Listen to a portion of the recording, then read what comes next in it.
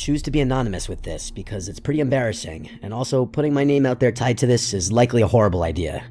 There was a Craigslist ad posted in 2017 by a guy named Jackson. He was advertising free lodging for a girl who would watch over his house and clean, basically an au pair or nanny without having to watch any kids. I'll just be honest that I kinda lost the will to do a lot when I was 21. I had zero relationship with my parents or sister, and I only had a handful of friends who I could trust. I dropped out of college my first year, part of the reason my parents hated me for a while, and I was working a dead-end job at a vape shop. I like to just refer to this period as my attitude era, and when I saw Jackson's Craigslist ad, it really caught my attention. It had like 10 pictures of his house. It looked like a modest middle-class house, slightly old-fashioned honestly, but I was into that. The pictures weren't what got my attention the most though. It was the fact that free living was offered for a nanny-type position. No background check required. I didn't even ask my family or friends their opinion on this post before I just decided to reply to it. Like I said, I wasn't exactly talking to my parents or sister at the time anyway. I texted the number on the ad, and this Jackson guy responded within a few minutes. I expressed interest in the listing and just asked some basic questions. He had an answer to everything that honestly made me feel more interested, but he asked pretty early on in the conversation what my gender was. When I said female, it almost seemed as though his responses got longer. I honestly didn't care. Most people tend to prefer having a female housekeeper or nanny anyway. I was still interested. Anything that got me out of my parents' house. He said he wouldn't be home most of the time during the day, but he wanted to come home to a clean house, and that he also wouldn't mind coming home to a cooked meal from time to time after work. Honestly, I was cool with that too. If it meant free housing, hell yeah, I'll cook some food. Beat standing in the wage cage at the vape shop. Plus, he also said he'd pay for the groceries. It was sounding almost too good to be true. He suggested I come by later that day to check the place out and see if it's a fit. I said okay. A few hours later, I was on my way in my crappy little Civic to the guy's house. It was in a perfectly normal side of town. The block actually seemed pretty calm and peaceful. The neighboring houses had flowers and decorations outside, suggesting the neighbors were normal too. Good start so far. I went to ring the bell, and when the door opened, I was greeted by a man larger and honestly older than I had pictured. I had pictured this regular 45-year-old dad-looking guy. Instead, it was a man maybe 60 years old, 6 feet tall, gray beard, and a little overweight. He greeted me with a smile and went in for a hug even though we had just met, and honestly, the amount that he laughed made me feel pretty at ease. He showed me around the house. It was a 2-story house. The first floor was your basic kitchen, dining room, and living room setup. Then the upstairs was 4 bedrooms and a bathroom. He only showed me the guest room that I'd be using and the bathroom upstairs though. The other doors stayed closed. He said if I ever needed to use the office across the hall, I was welcome to. Down the hall was his room and another room that he didn't explain.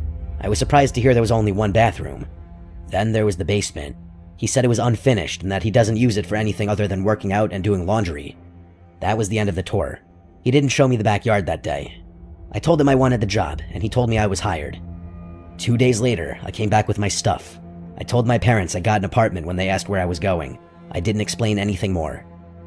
The first night there was when I noticed the cameras. No, they weren't hidden. At least, I don't think they were supposed to be. They were just small black cameras mounted up in the corners of the living room and the kitchen. It made perfectly normal sense to me. He was letting basically a stranger live in his house. It wasn't that crazy that he'd want some security. Still, I wish he had mentioned it. That was the first time I felt even slightly weird about the situation. If you can't tell, I really wanted this to work out. That night when I went to bed, I noticed how much noisier the house felt than when we toured it. I could hear the wood floors creaking every once in a while. At one point, I swear I heard what sounded like a door closing somewhere downstairs. I checked my phone, and it was around 1:30 in the morning. Again, I came up with a reason for this in my head. When you're laying in silence trying to sleep, you pick up on more sounds than you would when occupied by something during the day. Plus, every old house makes sounds like that. The next morning, he was already gone like he said he would be. He had left a note on the counter with a list of things he wanted done. It was normal stuff. He wanted me to do his laundry, vacuum the floors, wipe down the kitchen, and stuff like that. I tried to just focus on the fact that I wasn't standing behind a vape counter all day anymore. I did his laundry first, then I cleaned the floors and wiped everything down. After that, I went back upstairs and started setting up the bedroom more like my own space. I unpacked my clothes, set up my laptop on a small desk, and put a few personal things around just to make it feel less temporary. I remember thinking maybe this could actually work out. I was actually being positive. After I finished everything, I just relaxed for a while and watched YouTube videos on my laptop. Not hearing my parents yelling downstairs or having one of them burst through my bedroom door barking orders at me was a breath of fresh air. The first week actually went pretty normal. At night when he got home, we would talk a little, like about basic stuff. It never really got deep. He asked about where I grew up, what I wanted to do eventually, stuff like that. I cooked dinner a few nights in a row, and he seemed to appreciate it. I started thinking maybe I just overreacted about the cameras and the weird feeling, but it didn't all stay happy and peachy. One night, I made pasta with chicken and some vegetables. I tried my best, but I'm not some housewife-type star chef. I was some young, angsty goth girl. When he got home, he looked tired and irritated. He took one bite and his whole face changed. He said it tasted bland. I said sorry and offered to add some seasoning or make something else, but he just kind of snapped. He said something like, if I was going to be living there for free, the least I could do was learn how to cook something edible. He pushed the plate away and stood up. Then he told me to clean up the mess I made in his kitchen before he walked away toward his bedroom. It caught me completely off guard. It wasn't even just what he said, it was how fast his personality seemed to change. He had seemed so easygoing before that. I cleaned everything up quietly and hoped that he had just had a bad day and nothing more. Everyone has bad days. The next morning, I actually apologized to him. I didn't even really think I did anything wrong, but I wanted to keep things smooth. I told him I was sorry about dinner and I'd try harder. He just laughed like it was nothing. Then he said something that made everything weird. He said maybe I could make it up to him by cleaning the house in my underwear that day. He said it with a smile, like it was supposed to be funny.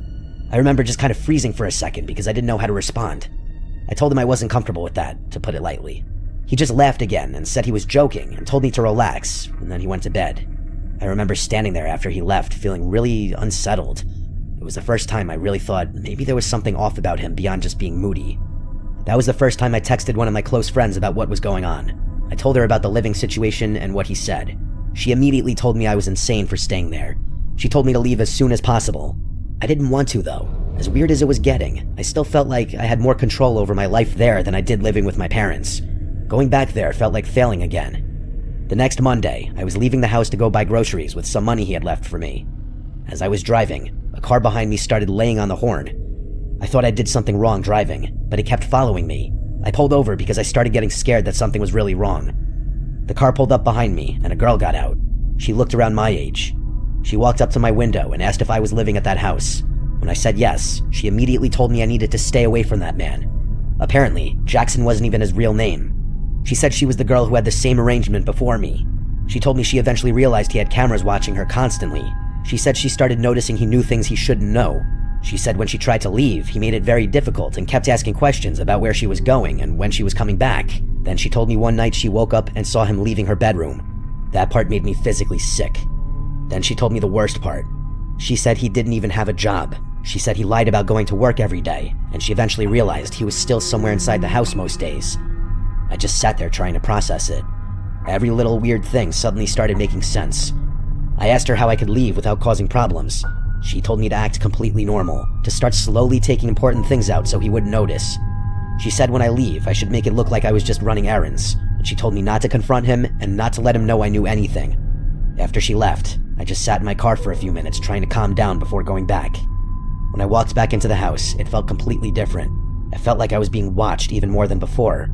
That night, I checked the room carefully like she suggested. She was right. After a few minutes of looking around, I noticed something small on the top shelf of the closet. It was pushed away into the corner.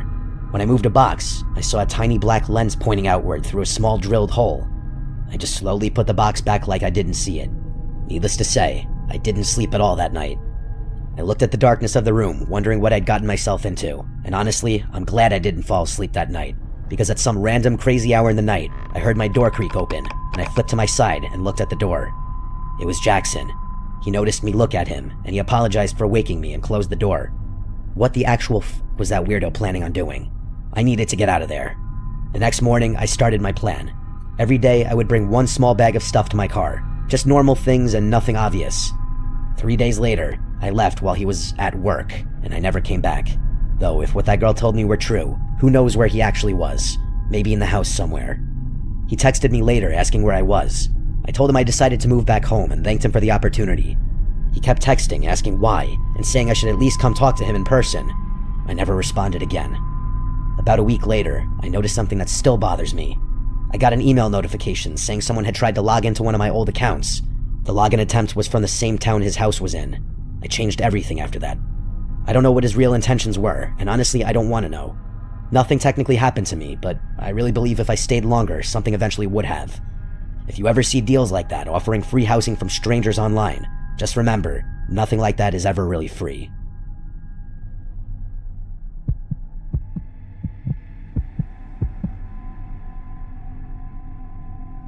hired her sometime around the beginning of last fall. I work long hours and live alone in a 2-floor house I bought a couple years ago. It's pretty small, and yet still more space than I really need, and I started realizing I was falling behind on keeping it clean. Maybe I needed a girlfriend to keep the place clean at the time. No matter how much I told myself I'd get to cleaning the house, I never seemed to be able to. One night after work, I was just scrolling Craigslist and other similar sites, and saw a listing for house cleaning.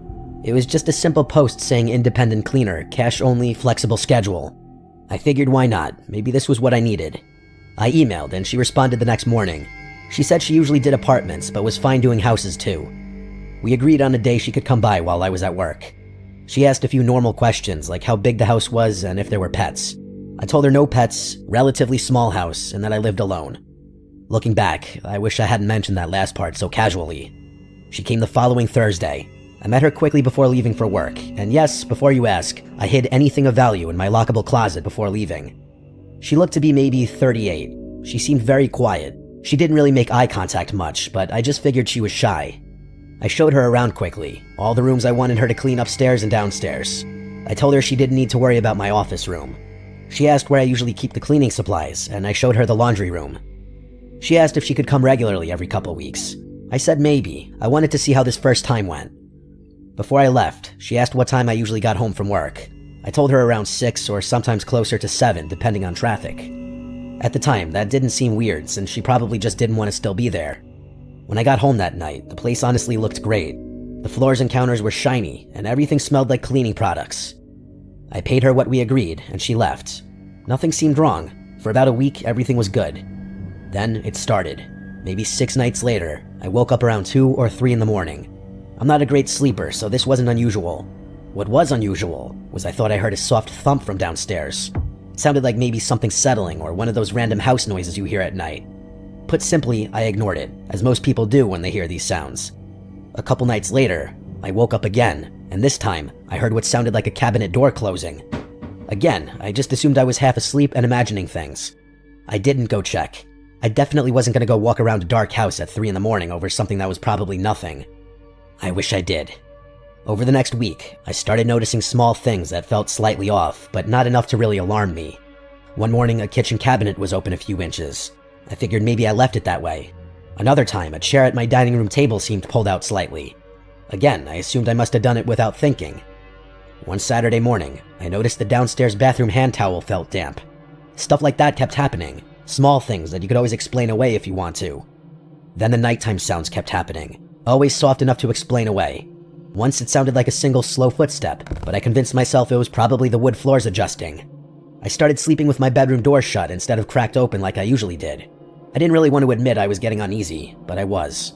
One night I woke up and was almost sure I heard movement right outside my bedroom, like pressure being shifted in the floor. I still didn't get up. I just stared at my door waiting to see if the handle would move. Yes, I was starting to get that paranoid, but nothing happened, and eventually I fell back asleep. The next morning, I felt stupid for even being scared. I checked the house, and everything looked normal. Around this time, I texted the cleaner again about coming back since overall she did a good job, and I figured maybe I was just stressed from work. She came again another weekday while I was at work. It was the same routine. I left the back door unlocked for her. When I got home, everything looked clean again. She asked if I wanted to schedule something regular. I told her maybe once a month. Anything more than that seemed like a waste of money to me. About a week after that second cleaning, I started noticing food seemed to be disappearing slightly faster than it should. Like I lost my mind one night swearing to myself that there was at least one more yogurt cup in the fridge the previous night, and now it was gone. Bread slices seemed lower than I remembered too. I still was trying to explain these things away though. But one morning, I found a glass in the sink that I was almost positive I hadn't used. I lived alone and was single at the time, so there really wasn't anyone else it could have been. At one point, I wondered if maybe I was doing these things half asleep and not remembering. I even Googled stuff about sleepwalking. Things really changed one night when I woke up and clearly heard slow footsteps downstairs. I know what footsteps sound like compared to house settling noises. These were steps. I grabbed my phone and stopped to listen for a sec. After maybe 10 seconds, I heard what sounded like something lightly bump into a wall. I didn't go downstairs. I know some people might think that sounds stupid, but fear really does make you freeze sometimes instead of act. Or maybe I was picking flight over fight before even confronting the situation. I just stayed in bed, sitting up for half an hour, not hearing anything again, and finally convincing myself it was nothing. And looking back, I look at myself as a coward for that. Morning came, and that day I checked all the doors and windows. Everything was locked. I even checked my basement, even though I never heard anything from there. Clear. A few days later, I noticed something that really bothered me. In my kitchen junk drawer, where I keep random things like batteries and takeout menus, I also kept 2 spare house keys on a small ring. One of them was gone. I got goosebumps when I considered the obvious possibility, but I kept telling myself no, it's not possible. I searched the whole house, but I couldn't find it. The cleaner had been alone in the house twice for several hours each time. I started locking my bedroom door at night after that. About 4 nights later, I decided to test something. I left for work like normal, but after driving a few blocks, I circled back and parked on the next street over. I walked back quietly and went in through my back door. I stayed upstairs and just waited. Around 11 in the morning, I heard something. The sound of my front door unlocking. I heard very soft footsteps come inside. I moved to where I could see part of the downstairs through the stair railing. It looked like her, the cleaner. She just walked in like she lived here. She didn't even have cleaning supplies. She went into my kitchen, opened the fridge, took out a drink, and sat at my table. She sat there quietly for a few minutes. Then she walked slowly around my living room looking at things. She picked up a framed photo of me and my brother and just stared at it. Then she walked toward the stairs. I backed up as quietly as I could into my bedroom and shut the door without making any noise. I honestly didn't know what to do. I didn't want her to know I was home yet. After maybe a minute, I heard her walk halfway up the stairs and then stop. I could see her shadow under my door. She just stood there not moving, as if she knew I was at the door. It felt like at least a full minute. With my mind racing, I decided it was now or never to confront her. I flung the door open, and I was not expecting her to actually already be standing mere feet away from the door, already looking at it, and now looking at me. But I quickly realized, now that I had a closer look, it wasn't the same lady. It was another Hispanic lady, yes, but her build, hair, and face were all different. There was something so bone-chilling about her face. She had this blank, nearly angry, hateful look on her face. I didn't say anything, and neither did she. We just stood there for a few seconds, before she slowly turned and walked back down the stairs like nothing happened. I heard my front door open and close a few seconds later. My heart was pounding and I was shaking. I think I was genuinely too nervous and shook to move or say a word. I waited maybe 5 minutes before even moving. Dialing 911 was almost difficult with how shaky my fingers were. The police came and I explained everything. I explained there were 2 different women. I gave them the phone number and email of the cleaning lady and any other info I could provide. The original cleaning lady stopped responding completely after that day. I replaced every lock in the house that same day. Like, literally right after the cops left, I went straight to Ace Hardware. What still bothers me is the officer asking me if I had given anyone else a key, to which I told him no. He just said sometimes people like that don't work alone. I never hired another cleaner again.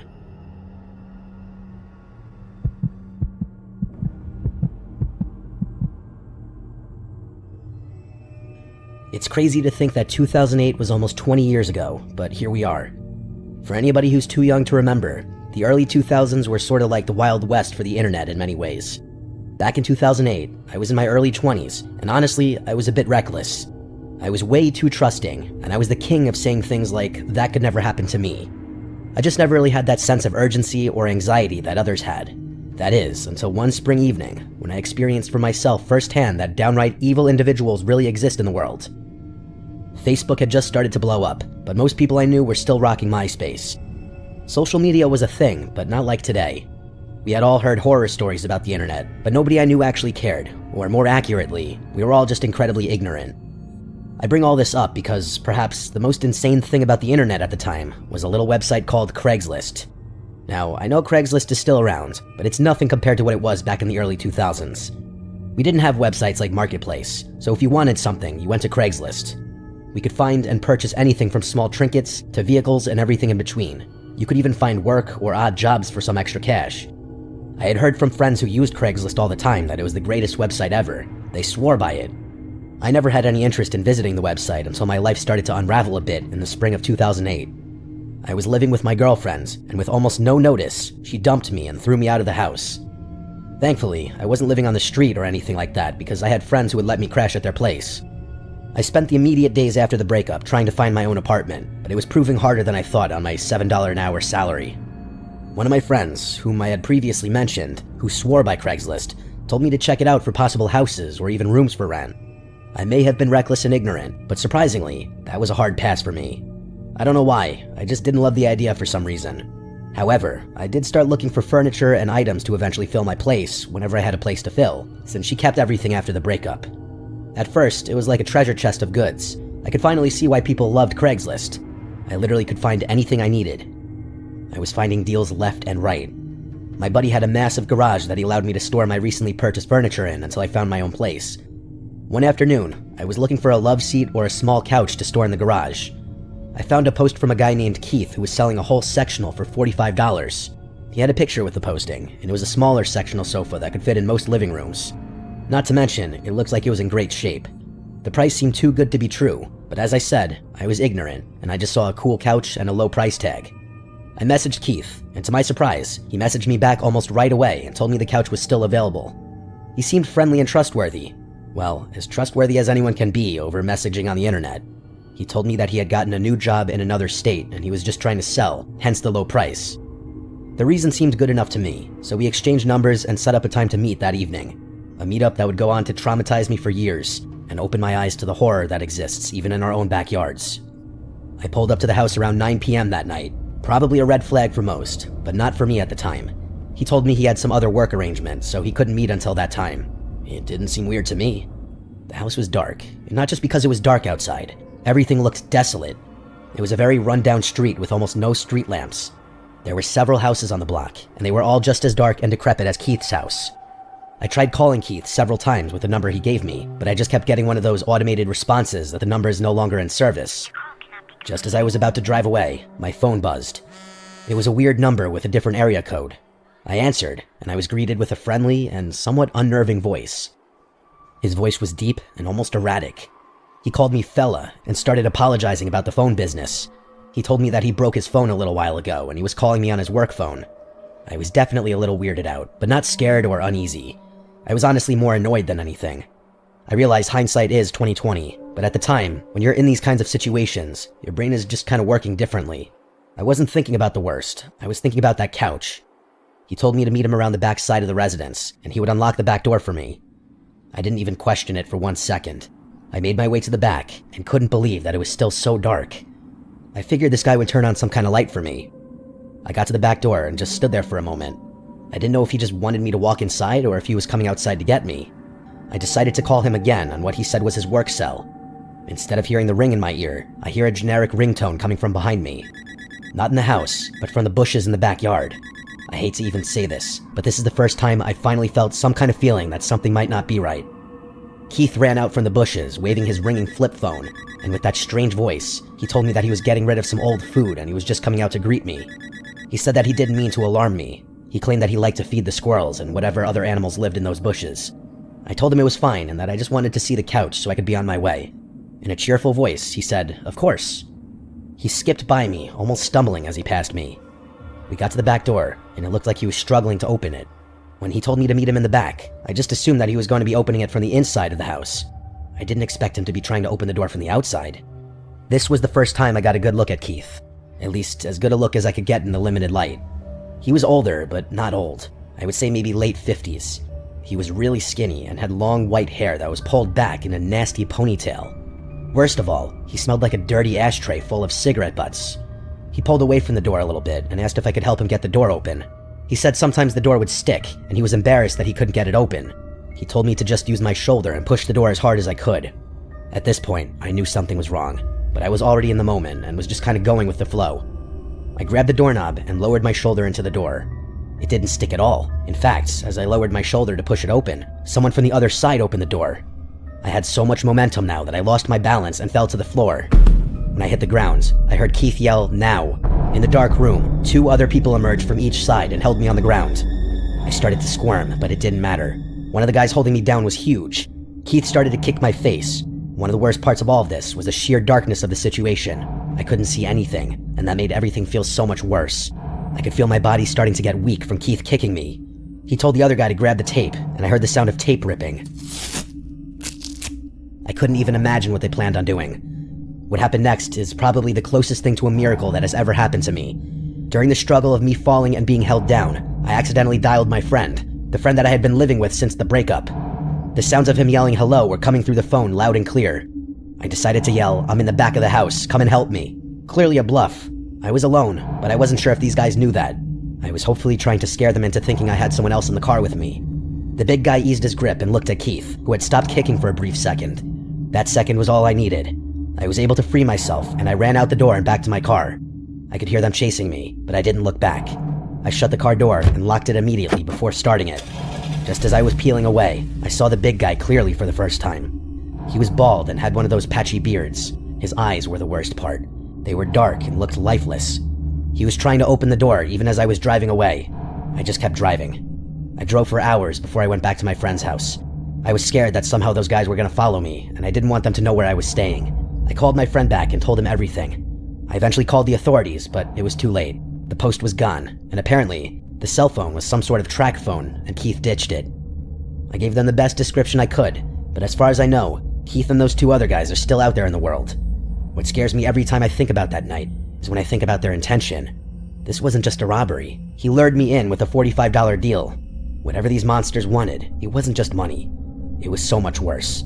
I start going down a rabbit hole in my mind, thinking about what could have happened if I hadn't somehow escaped. As I wrote this story, I'm well aware of the stupid choices I made along the way. I'm just so thankful I'm here to tell it.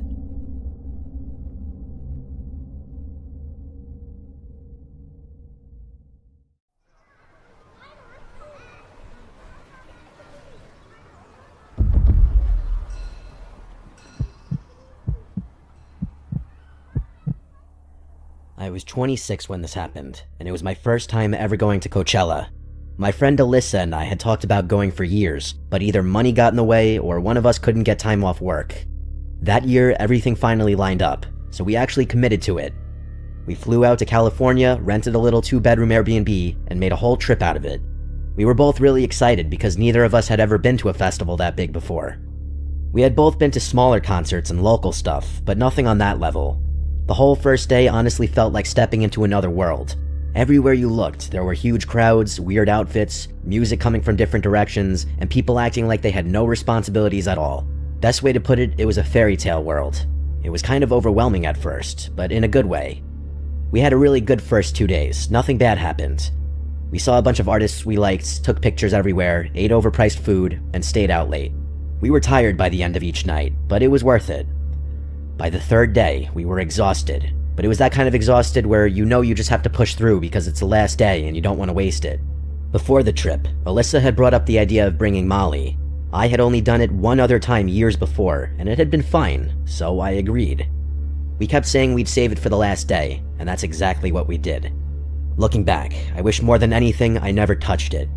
We took it in the late afternoon before one of the sets we were really excited for. At first, I didn't feel much. We were walking around trying to get closer to one of the stages, and I remember saying to Alyssa that I thought maybe it was weak or old because it wasn't hitting me. She said the same thing because she wasn't feeling much either. For a while, everything seemed normal. Then, out of nowhere, it started kicking in hard.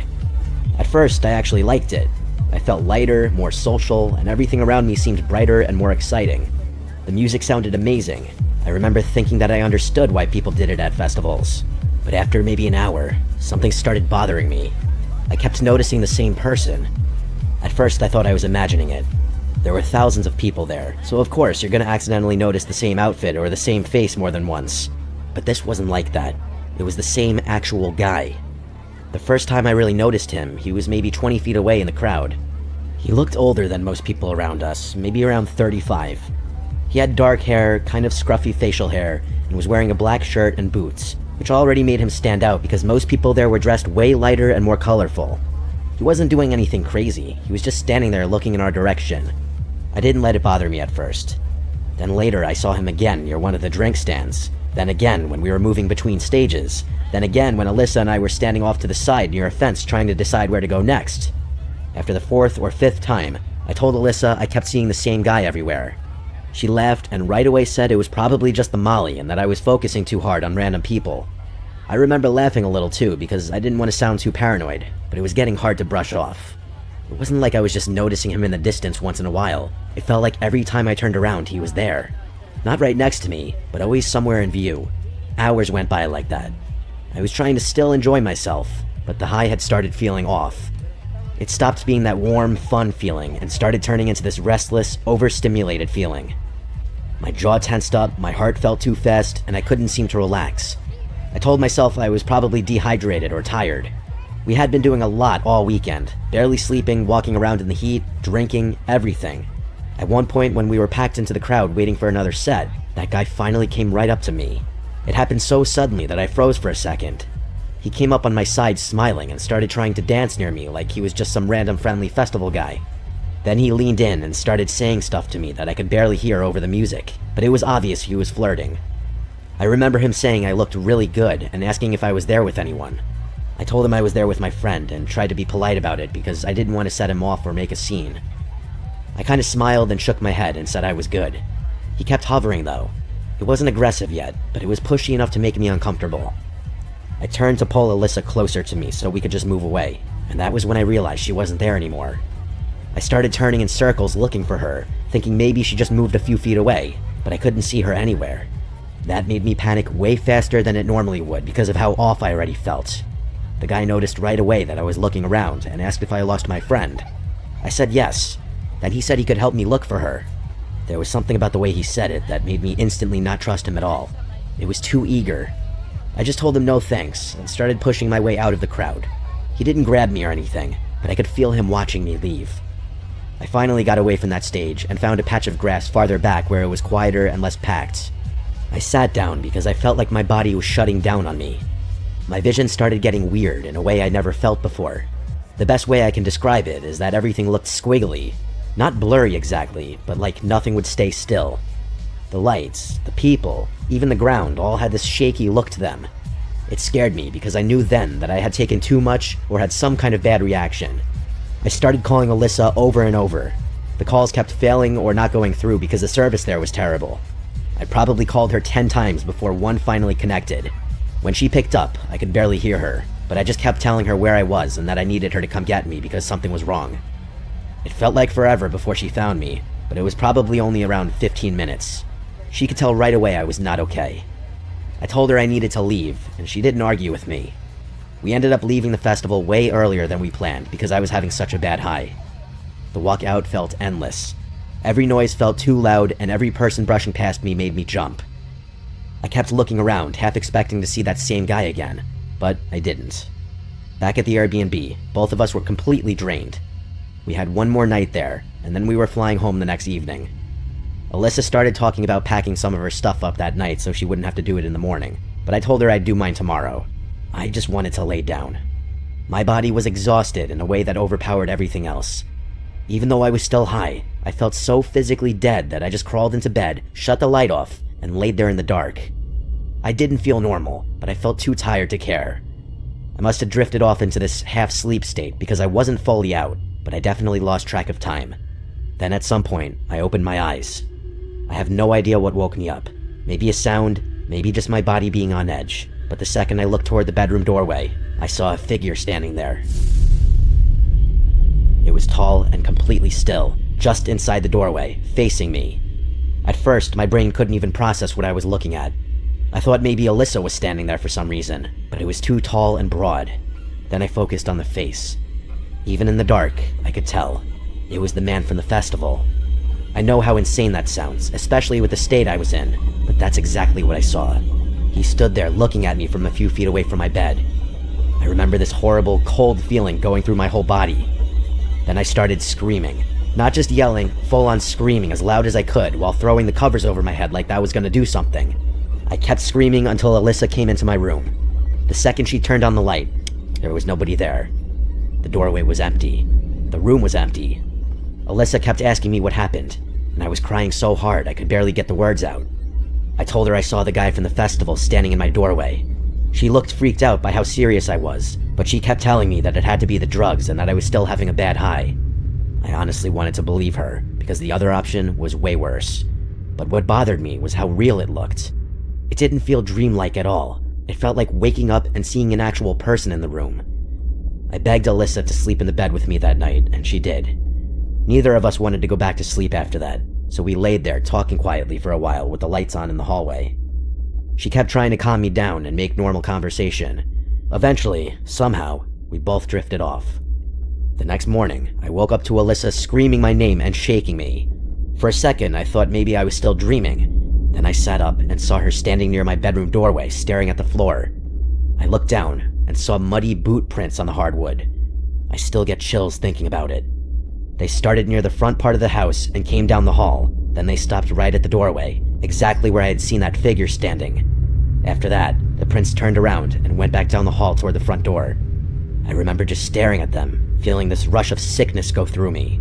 It was like my whole body dropped. That was the moment I realized what I saw was not some Molly hallucination. Somebody had really been inside that house while we were sleeping, or while I was half asleep. And unless there was some impossible coincidence, it was him. Alyssa looked just as scared as I felt.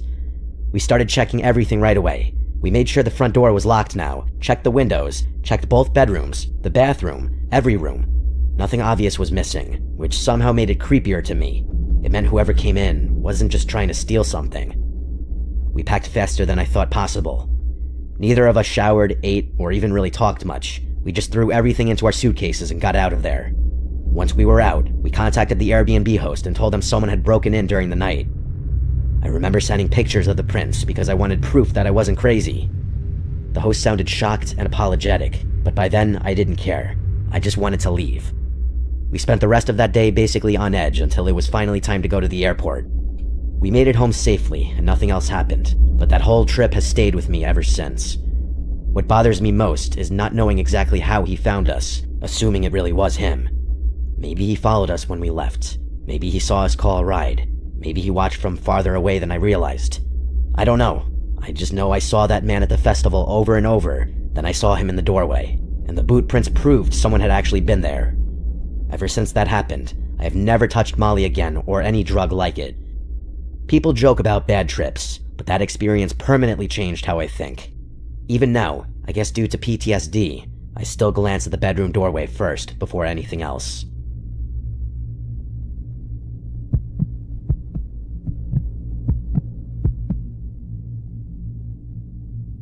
Over the summer, my girlfriend from college, Valentina, invited me to come visit her family.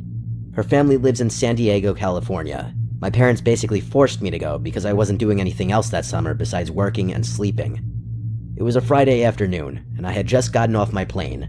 The flight felt like forever since I was flying across the country. I got a text from Valentina telling me to come outside so she could pick me up. She and her dad came to pick me up in an old Toyota. I don't remember much from the car ride to her beach house, though. We pulled up to a beautiful villa on the beach. Valentina's dad helped me get my suitcase out and escorted me to my room. My room was on the lower level, separated from everyone else upstairs. For a guest room, however, it had a great view of the beach. I could also see the side stairs that led to the front door on the second floor. I unpacked my clothes and toiletries, trying to get settled into my room. Then I heard knocking on my door. It was Valentina. She wanted me to meet her siblings, but I'm not going to talk about them much, as they're irrelevant to the story. However, she introduced me to her mom. Her mom was a nice older woman. She made me feel welcomed. Valentina ended the conversation when she said she was taking me to the beach.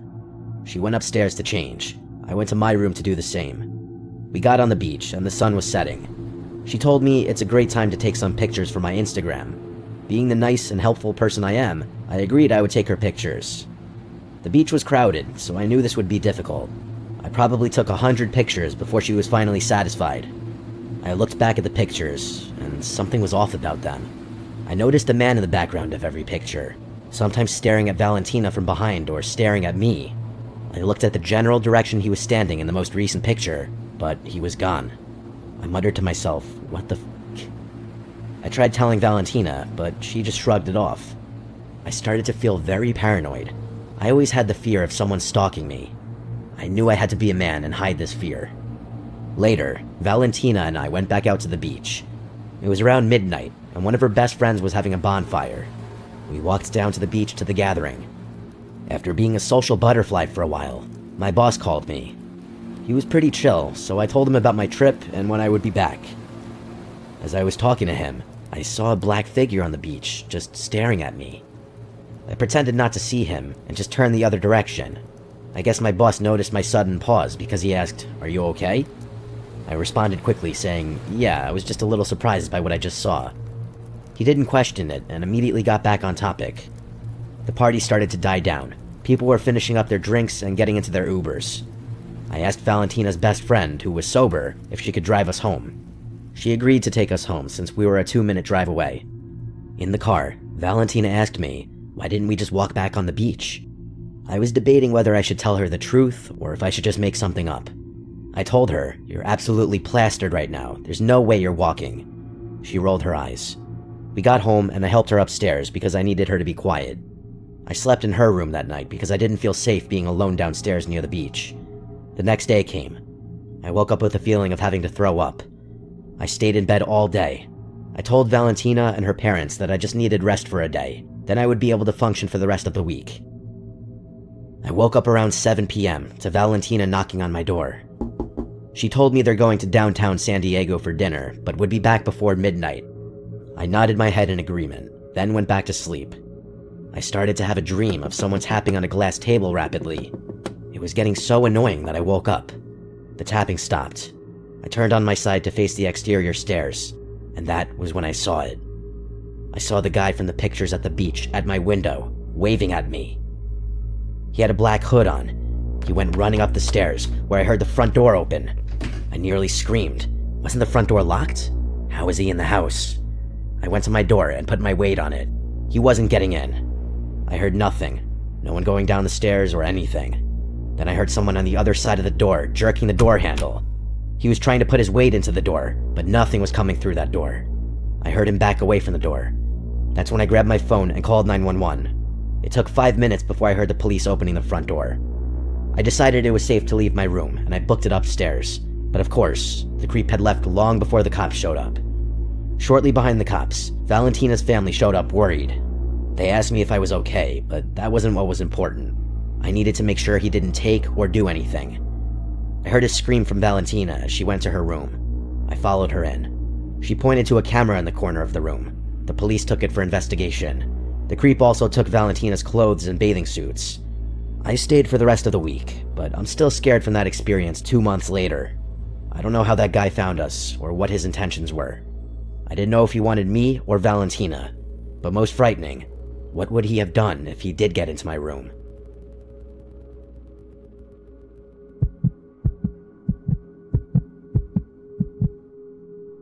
My girlfriend and I took a trip to Palm Springs last year because we both needed a break from work and just wanted somewhere quiet where we could sit by a pool and relax.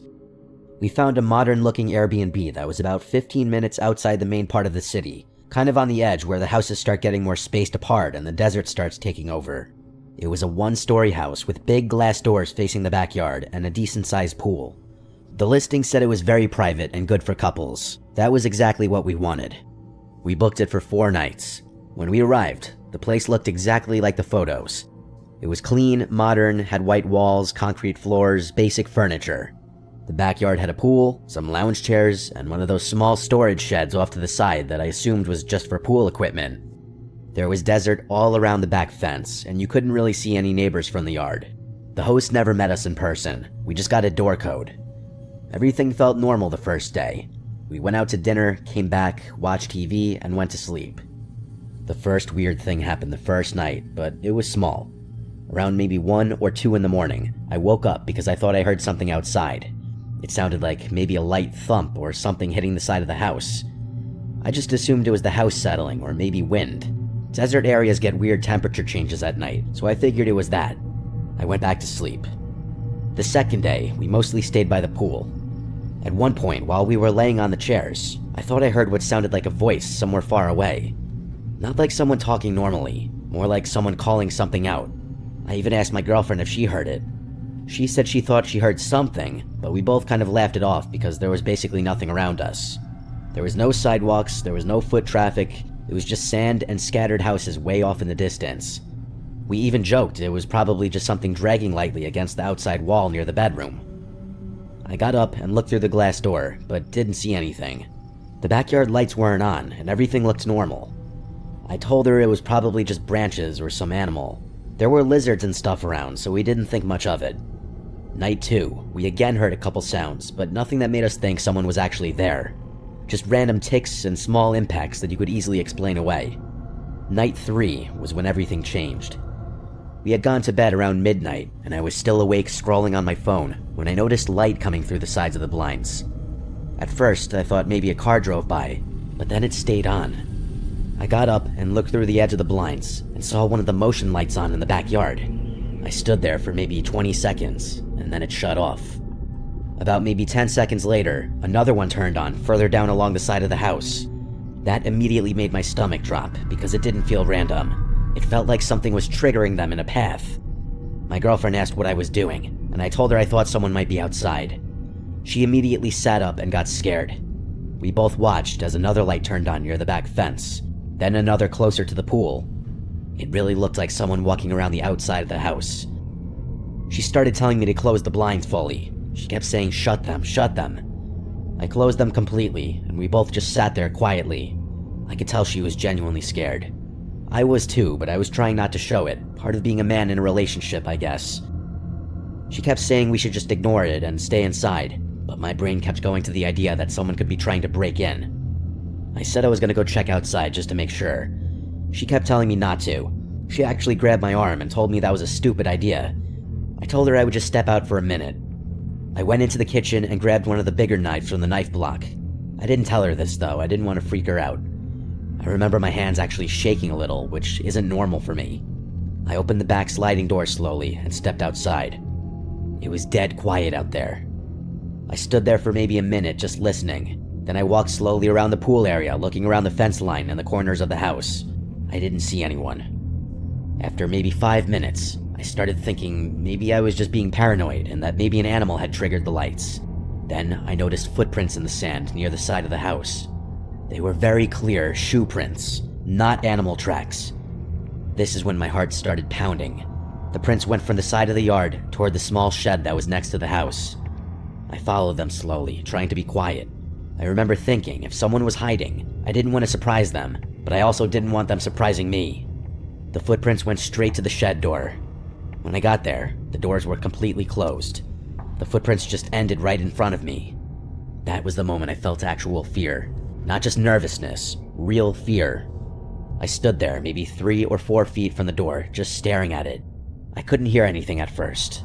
I took another step closer and just listened. I was trying to hear breathing or movement. For maybe 5 seconds, there was nothing. Then, very clearly from inside, I heard a man's voice say in a normal, calm tone, "Excuse me, could you open the door, please?" I froze completely. I didn't say anything. Then right after that, the same voice did this quiet, creepy laugh. A small laugh, like he thought something was funny. I didn't wait another second. I turned and ran straight back to the house. I slammed the sliding door shut and locked it. My girlfriend was already standing there asking what happened, and I was honestly struggling to get the words out because I was so freaked out. I told her there was someone in the shed and that he asked me to open the door. She immediately became hysterical, asking if I was serious. I told her, yes, unfortunately I am, and I grabbed my phone and called 911. While I was on the phone explaining everything, we saw the outside lights turn off again. Then about 15 seconds later, one of them turned back on. Then another, again like someone moving around the house. But now we couldn't see anything because the blinds were completely shut. That almost made it worse because we knew someone was out there, but couldn't see where. The dispatcher told us to stay inside and keep everything locked. It took about 20 minutes for police to get there because of how far out the house was. Those 20 minutes honestly felt like hours. Every little sound made us jump. When the police finally arrived, they knocked and announced themselves, and I've never felt more relieved to see the police, coming from someone who hates the cops. They checked the backyard first and then the shed. One of the officers told me to stay inside while they opened it. After a few minutes, they came back and said nobody was inside anymore. They asked me a bunch of questions about what exactly I heard and saw. I told them everything, including the voice and the footprints. They said it looked like someone may have been staying in there temporarily. They found some empty water bottles and food wrappers. One officer told us sometimes people hide in vacant properties or rental properties, especially in more isolated areas. He said the person probably left once they realized we had called the police. They recommended we not stay there that night, and probably not the rest of the trip either. Before we finished packing, one of the officers asked if either of us owned a dirty baseball hat he found pushed behind the couch. We both immediately said no. We went through the whole Airbnb multiple times, and we both knew for a fact that hat was not there before. The officer just kind of nodded and said it was possible the guy had gotten inside at some point, but we'd have no real way of knowing when. That honestly shook me almost more than the shed did, because it meant he might have been inside while we were there, maybe even while we slept. That was enough for us. We packed everything immediately. While we were packing, I tried messaging the Airbnb host multiple times explaining what happened and asking if they knew anything about someone accessing the shed. Every message showed as read, but he never responded. That honestly made it even creepier. No response, not even concern. We left and drove back toward the city and ended up staying at a cheap motel because it was the only thing available last minute. The next day, I contacted Airbnb support directly and explained everything and gave them the police report number.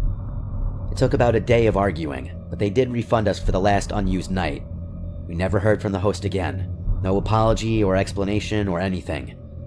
We tried to still enjoy the rest of the trip and did some normal tourist stuff, but honestly, it kinda stuck with us the whole time. The worst part for me is just knowing someone had been right outside where we were sleeping for multiple nights, and we probably just kept dismissing the sounds as normal house noises. And I think about how calm that voice sounded when he asked me to open the door, like it was some joke to him, like he expected me to actually do it. And honestly, knowing now there was proof he had been inside the house at some point makes it even harder not to think about.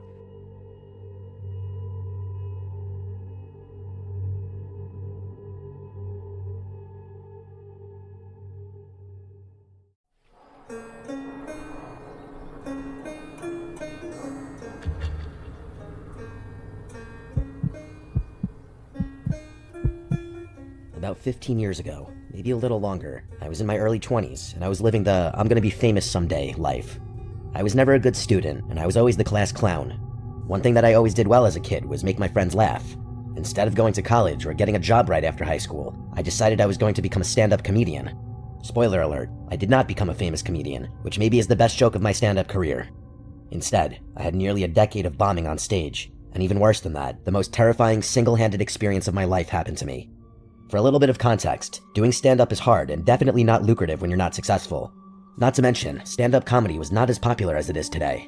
To say it is a grind is an understatement. You question your decisions every time you perform until you get that one crowd that laughs at one of your jokes. The high you experience from the crowd laughing and cheering is intoxicating, and I assume that's why comedians constantly keep grinding. Part of the grind is finding gigs that will pay you, or even just let you perform for a couple of minutes.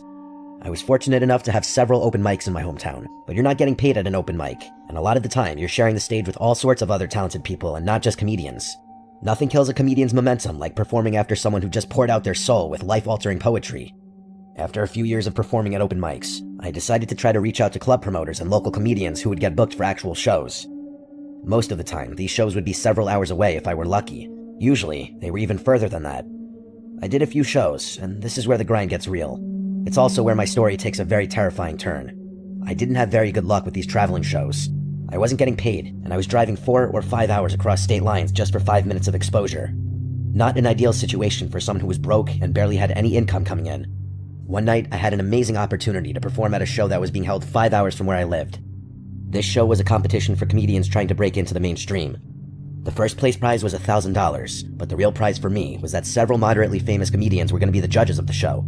It was my chance to show actual comedians that I have talent. The worst part for me when I would make all these trips was that I had a garbage car and an old cell phone that was about as reliable as those big 1980s brick cell phones. I would always think to myself that if something happened, I would be stranded. My drives almost always consisted of nothing but farmland and open fields as far as you could see. Because I was a lazy person, I didn't bother to double-check my printed out MapQuest directions. Instead, I decided to wing it, something I still regret to this day. I was lost. The directions I had did not match where I was. I had been on a backcountry road for some time, and I had no idea if I was even heading in the right direction. Thankfully, I always left for the traveling jobs early just in case I got lost. I may have been lazy, but I know myself well, and getting lost was not uncommon for me. It was still daylight when I started driving through a small town. Honestly, calling it a small town might be a stretch. There were a few beat-up old buildings and houses on a street that was maybe a couple of 100 feet in length. Outside of an old gas station, there were a few individuals who looked less than welcoming. I know that's kind of rude to say they were dirty and mean, but they were rude to me. They didn't look like they were using or anything like that. They just looked like they'd been beaten up by life. I asked where I was and tried asking them if I was on the right track. They were short with me, and after an awkward back-and-forth exchange, they finally told me where I needed to go. According to the rude townspeople, I was still somewhat on the right track. Somehow, I had missed a turn a while back, but if I stayed straight on this road for a while, eventually I would see the road I needed to be on. I thanked them and filled up my tank before I set off again. While I was pumping the gas, I noticed several of the people I had just talked to were staring at me. It was uncomfortable for sure. It was those dead-eyed stares, and it wasn't just one of them. I counted at least 4 of them just staring and standing completely still like a statue. It made me feel all sorts of weird. I finished up and got out of that small town as fast as I could. I started driving and rehearsing my routine to myself. I kept thinking about how ironically funny my conversation with the townspeople was, and I even tried thinking of ways that I could incorporate this experience into my stand-up routine. Not long after leaving the town, a beat-up white pickup truck flew by me going very fast. I didn't think anything of it at the time. When it was around dusk, I had been driving for nearly an hour since I left the town. There was nothing but trees on the left and right sides of the road. I had that gut feeling that I was probably lost. As I continued down the road, I heard a loud sound from underneath my car, and I started losing control of the vehicle. I knew right away what had happened. It was unmistakable. I had somehow gotten a flat tire. I pulled over to inspect the damage. I couldn't believe my eyes. It wasn't just a flat tire. Both of my front tires were completely obliterated. When I leaned over to take a closer look, I noticed that the tires were impaled with several nails. I pulled out my terrible cell phone, and of course, the service was not good.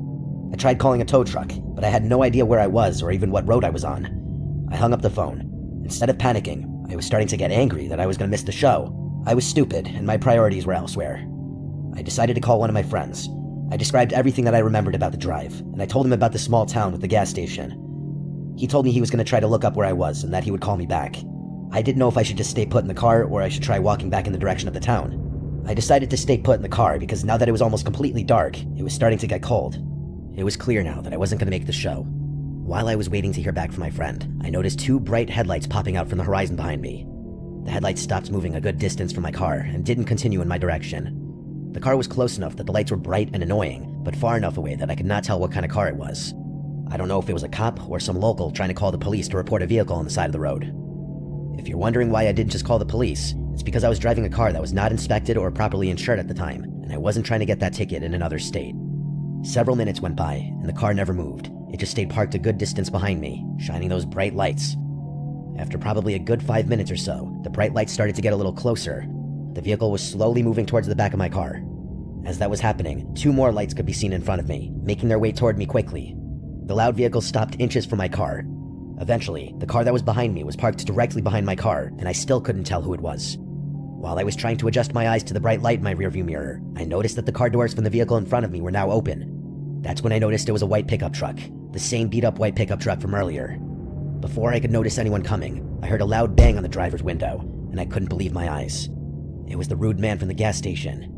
I started to panic because the man was trying to open my car door. Even though it was locked, he was aggressively pulling on the door. He started to beat on the car window. I wasn't sure how long my window would last before it broke. As this was going on, I noticed one of the other men from the car make his way to the passenger side of my car. He also started to aggressively try to open the door. I was trying to yell at them to stop, but it was like they didn't understand what I was saying. They were just grunting and smashing the car doors.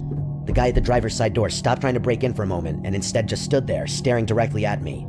It was just like those vacant stares from the gas station earlier. I can't even begin to explain how horrible that moment was.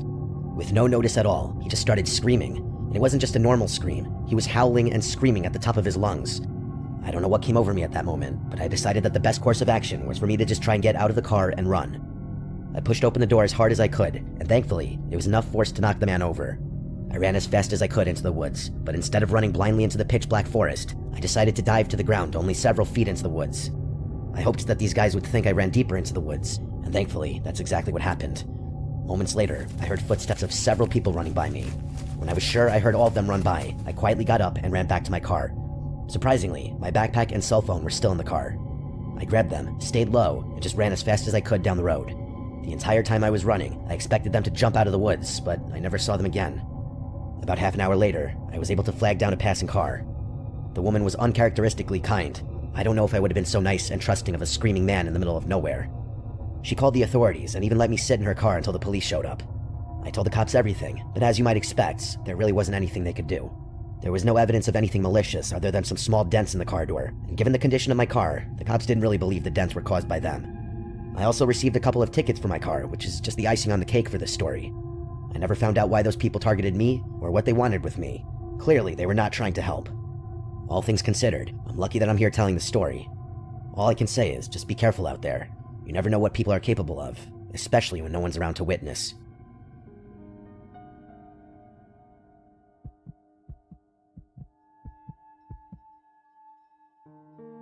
I feel like I'm still not right from what happened to my two friends and I last summer. What was supposed to be an awesome girls' road trip turned into a nightmare that I'm not sure I'll ever fully get over. For a little bit of context, I'm not a spontaneous person. I'm one of those people who has to have everything planned very far in advance, and even then, every little detail needs to be accounted for. It's annoying for some, but it's just how I operate. In late June, I broke up with my boyfriend, who I had been dating for 5 years at that point. It was a messy breakup. One of the things that got me through the breakup was that my friend Sarah had just dumped her boyfriend as well. Having someone to spend time with who was also going through the same situation was such a blessing. Strangely, our bonding through misery and grief helped us both to move on. A few weeks after the breakup, our friend Alyssa invited Sarah and I on this cross-country trip she was going to be taking. Ordinarily, I would never do something like that. The anxiety alone would be enough for me to melt away. But for some reason, this time it sounded like a fun girls' trip. All three of us are fortunate enough to have jobs where we can take time off for a trip like this. Alyssa basically lives on the road. She's always traveling and finding these insane places all over the country. She's the type of woman who will just throw a sleeping bag down in the dirt and sleep under the stars. She's always been such a free spirit and lives for adventure. Sarah and I were much more sheltered. We decided to let Alyssa basically be the captain of our little crew for the trip.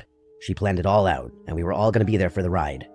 The first day or so was a little rough for me. I just wasn't used to winging it. But after that, I started really enjoying myself. On the second or third day, we drove by this insane-looking barn. It was definitely abandoned. There was no sign of human life anywhere. The farm looked like it had been completely overgrown by nature. Alyssa was begging us to go inside, but I wasn't feeling it. Alyssa was adamant that clearly nobody lived there. She was obviously correct, but I just couldn't bring myself to trespass. It's also worth noting that I'm just a huge baby. Not wanting to trespass was my excuse, but I was actually scared of someone squatting inside the barn. I had listened to one too many true crime podcasts, and I wasn't about to get kidnapped by some insane backwoods farm man. After a few minutes of arguing, Alyssa gave up, and we decided to keep moving on with our trip. The next week of traveling was amazing. We went sightseeing all over the US countryside. Alyssa showed us places and things that were truly incredible. We partied in bars in small towns, slept on a mountain, and met awesome people from all different walks of life. It really was incredible. The only thing that was a little annoying was that throughout the entire trip, Alyssa kept bringing up that barn. It seemed like any time she could work it into the conversation, she did. While we were driving back to civilization, Alyssa basically begged us to get a closer look at the barn. I don't know if it was the trip that made me come out of my shell a little bit, or just days of Alyssa breaking us down, but I was starting to warm up to the idea. I told her that if it looks like nobody had been there in years, then we could check it out. I was confident that most likely nobody had been there, but I just wanted to make sure I put that out in the universe. I wasn't even 100% sure that Alyssa could get us back there, but that girl is amazing sometimes. She knew exactly how to get there. We spotted the barn around 4:30 p.m. We drove the SUV on the dirt and grass and parked it several yards away from the barn. We didn't want to park right on top of the place just in case some scary farm man was living inside. Alyssa was like a kid on Christmas. She ran to the barn door first. It was crazy in that place. I'm pretty sure the vines were holding the building up. It almost sounded like the place was breathing, but I'm pretty sure that was just the integrity of the building slowly falling apart. The weirdest part was all this strange equipment that was still inside the barn. It didn't look like any farm equipment I've ever seen before, but I'm not a farmer, so maybe it was just older stuff. It looked like stuff you would find in a medieval dungeon. After we explored and took a bunch of pictures inside the barn, Alyssa wanted us to check out the farmhouse that was connected. At this point, I was fully invested, so she didn't have any pushback from me. We had to kick down the door because it was somehow warped into the frame and it wasn't opening. Inside, it was both creepy and sad. It was definitely empty and abandoned. It's not like the previous owner had furniture and stuff like that inside. It was empty, other than a small green table and a green wooden chair. What was sad was that I couldn't stop thinking about the people who had most likely lived there before. I mean, it was a farm at one point. Somebody had to have lived there before, and now it's just forgotten by history. We explored the house, and I imagined it could have been a cute little house at one point. After a while of just hanging out and talking inside the small house, Alyssa and Sarah both made a crazy suggestion. They suggested that we stay inside the farmhouse that night. Obviously, this seems like it would be a horrible idea, but at that moment, it seemed wild and exciting, and at this point of the trip, I was here for it. We'd been hanging out there so long already that I didn't realize it was almost 7 p.m. We went back to the car and grabbed our stuff. We ate some subs from the cooler, then drank a few beers and talked about the trip some more. Around 9, we started setting up our sleeping bags. We all set our alarms for 6 a.m. so we could get right on the road in the morning. We were all exhausted at this point, so it didn't take us long to pass out. I'm a light sleeper, so I was tossing and turning for a while and going in and out of consciousness. I must have finally fallen asleep briefly, because around 3 a.m., something strange woke me up. I swear, I thought I heard someone make a shush sound. I rose from the sleeping bag and scanned the room the best I could with only the moonlight faintly shining through the vines on the window. I didn't see or hear anything. My best guess was that either Alyssa or Sarah had just been snoring or something. I laid back down and shut my eyes. Almost instantly, I jumped up because there was a loud bang at the door. It was like someone crashed into the door. And remember, we had to break down the door, so it was basically just propped up against the door frame. If this really was a person, they could easily just push down the door. The bang on the door was loud enough that it woke up Alyssa and Sarah. Both were just as startled as I was. We all sat there frozen, basically holding our breaths, listening for another sound. Instead of a loud bang, we started to hear these soft and delicate taps coming from the window, which was on the other side of the room. Then the banging on the door started again. This wasn't the wind or the creaky barn. This was for sure people. People who clearly knew we were inside. We all huddled up together and panicked. It's easy to say what you would do in this situation, but I promise you, you would probably be paralyzed as well. The banging on the door stopped, and then the door was pushed open. 2 skinny men and 1 skinny woman walked inside. I would say all of them were maybe late 30s. They didn't rush in or do anything insane. Instead, they just slowly walked in and stood in front of us. Somehow, just walking in normally like that was scarier. Sarah started to scream, and in response to Sarah's screaming, one of the men started screaming. It was like he was mirroring her scream. The woman of the group started to shush Sarah.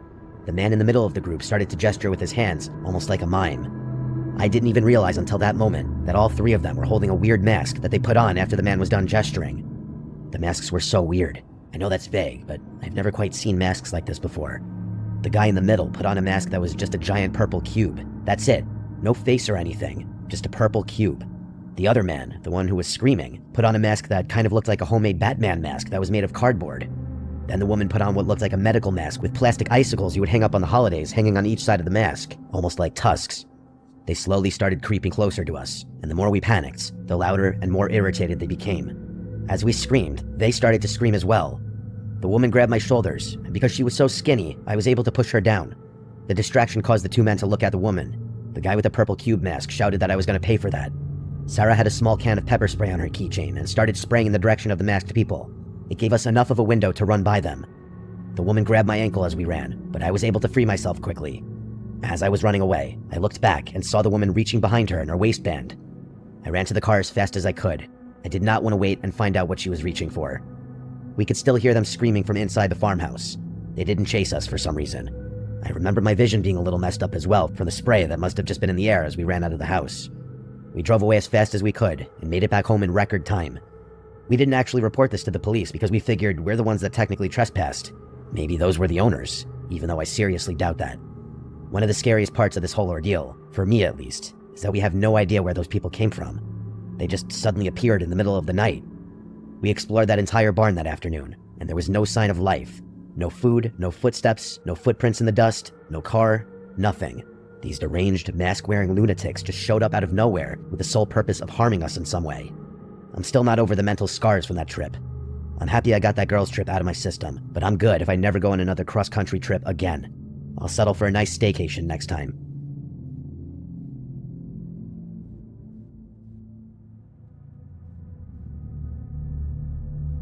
A few years ago, my girlfriend and I decided to take a road trip across the US. This trip was supposed to be important and special because it was when I planned to propose to my now wife. Unfortunately, that's not the only reason the trip is memorable. One of the happiest memories of my life is also plagued by something that nearly ended both of our lives. This is the first time I'm trying to write the story instead of just telling it verbally, and probably the first time I've written anything since high school. I apologize if it's not the greatest literary work of art you've ever heard. For a little bit of backstory, I have a truck with a large cargo bed. It was more than big enough for her and I to lie down on the air mattress in the bed of the truck. We spent days hiking across the country and sleeping in designated areas in the back of my truck. I had camped a few times as a kid with my family, and I always hated setting up tents and sleeping on the ground. Sleeping in the comfort of my truck felt like a hybrid version of camping, and I was here for it. We both love the outdoors, but we'd be the first to admit that we're not the most nature-savvy people. Every night on the trip was beautiful. We were lucky when it came to the weather. Every night, we would fall asleep staring at the sky, and let me just tell you, if you've never gazed at the stars in the wilderness, you need to change that right now. One of the few downfalls of the trip is that my girlfriend was the lightest of light sleepers. Every sound woke her up. We were out in nature, so that means every gust of wind, every bird sound, every tree rustling caused her to wake up. I would always offer her something to help her sleep, but she would always deny it. She said it would make her wake up groggy. Apparently more groggy than being half asleep all night. But it wasn't being a light sleeper that kept her awake on this trip. She has a crippling fear of bears. Ever since one of her coworkers told her that her family was attacked by bears on a camping trip, my girlfriend has been on high alert.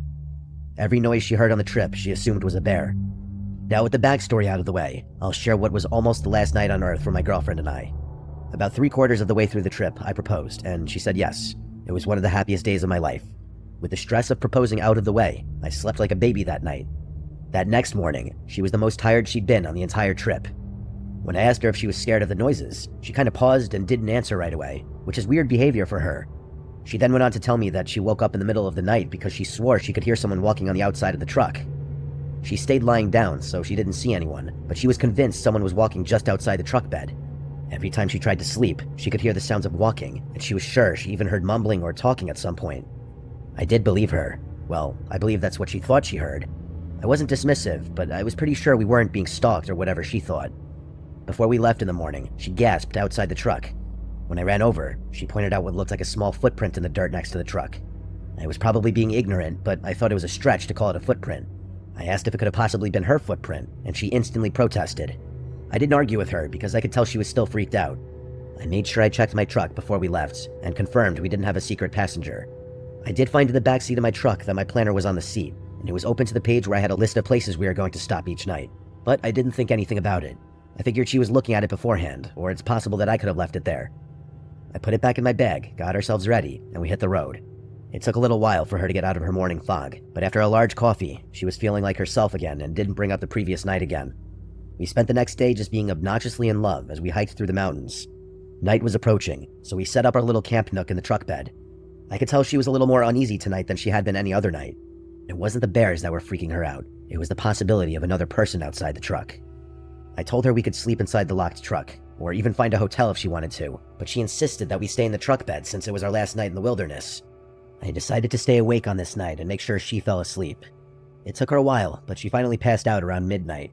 I even dug out my old portable DVD player from high school and threw on an old season of Family Guy I had, just to get her mind off the silence of the night. The once beautiful silence was now something she was afraid of, even though she would never admit that. I shut the DVD off and rolled over, trying to get some sleep. Before I even dozed off, I thought I heard something outside my truck. My first thought was a baby bear because it sounded bigger than a raccoon or coyote. I thought it was imperative not to wake her up and cause alarm. Slowly and quietly, I crawled to the wall of the truck bed and peered over the edge. I couldn't believe my eyes. Someone was walking around the front of the truck, a smaller figure with a hood on, and they were mumbling something to themselves. I quickly fell back into the truck bed, since they didn't see me because they were walking in the opposite direction. I didn't know if I should wake her up or not. I thought that would make too much noise, and right now, my main goal was to make as little noise as possible. I thought about trying to tackle the walking person, since they looked a lot smaller than me, but I didn't know if they had a weapon, or if someone else was hiding nearby to jump me as soon as I made a move. Keeping my fiancée safe was #1 priority. I was listening intently as the figure walked outside, and I was able to tell that they were walking outside the truck and they made their way around the truck and walked by the foot of the truck bed. I tried to angle my head to get a look at the person. I couldn't see the face, but I could tell it was a woman. I could see the blonde hair coming out from the bottom of the hood, and I could clearly hear mumbling at this point, and the voice was unmistakably of a woman. I planned to jump out and confront the woman the next time she passed in front of the truck bed. I was somewhat relieved that my fiancée was asleep for all this. I waited several seconds, but she never made her way back to the truck bed. I leaned over the edge of the truck again, and I didn't see her on my side of the truck or the front of the truck. That means she either fled into the woods or was on the other side of the truck that I couldn't see. As fast as I could, I took out my cell phone and typed into my notes, "Don't make a sound. Someone is outside the truck. I'll distract them, take the keys, start the truck, and I'll jump back into the bed." I quietly woke up my fiancée and made sure the first thing she saw was me holding my finger to my mouth, telling her not to make a sound as I held up the phone for her to read. As quietly as I could, I handed her the key. I could tell she was confused and terrified, but thankfully, she didn't make a noise. I grabbed my pocket knife and I jumped outside the truck, trying to scare the intruder away, but nobody was outside the truck. I lowered my guard for a second, and I heard my fiancée yell to me if everything was okay. Just as I was about to answer, I felt intense pain in my ankle. The woman was hiding under the truck, and while I was standing there, she smashed my ankle with a thick tree branch. I stumbled to the ground, and while I was picking myself up, she crawled from underneath the truck, screaming erratically, and she threw the thick branch at me. I put my arms up in defense, and she pulled out what I think was a kitchen knife of some kind, and she started to swing it around crazily. I continued backing away from her insane movements, and once I felt like we were far enough away from the truck, I shouted to my fiancée to start the truck now. She jumped from the side of the truck bed and got to the door. The woman immediately diverted her attention and started running for my fiancé. We were far enough away that she was able to start the truck and she drove off, leaving a massive cloud of dust. The woman started to scream, and it almost sounded like she was crying. She drove a few feet before turning around and driving straight in the direction of this insane woman. The woman dove out of the way. That's when I finally saw her face. It was my ex-girlfriend. She had some problems when we were younger, but the last I knew, she was doing well. I couldn't believe it. Our breakup was not good. I even had to get the law involved at one point because she would just stalk around the outside of my house in the middle of the night and then claim her only crime was that she was still in love with me. This was also 6 years ago at that point. It's not like this was a fresh wound. Once her hood was off, she fell to her knees and I could see her crying. The usual version of myself would have gone over to make sure she was okay, but not anymore. This woman was clearly not well, and I was not going to take any chances. My fiancé drove by me, and I had more than enough time to open the passenger side door and get in. My ex didn't even try to chase us. We just kept driving. As soon as I was able to get service, I called the police and reported everything. Most surprising was that she eventually just went home a few days later and the police confronted her. To her credit, she didn't deny anything. She even told the police that she wanted to be taken in because she's not well. She claimed that she wanted to kill my fiancé. When they asked if she wanted to harm me, she apparently just cried. The last update I received about her was that she was in some type of institution, but I'm not sure how long that was supposed to be. It's been a few years, and nothing of note has happened since. I rarely think about that night, but whenever I hear stories like this, I'm reminded of that horrible experience, and it makes me wonder if I'll ever see her again. My wife looks her up on Facebook and other social media platforms all the time, but as of the time of writing this, she's still MIA, and I hope she remains that way to me for the rest of my life.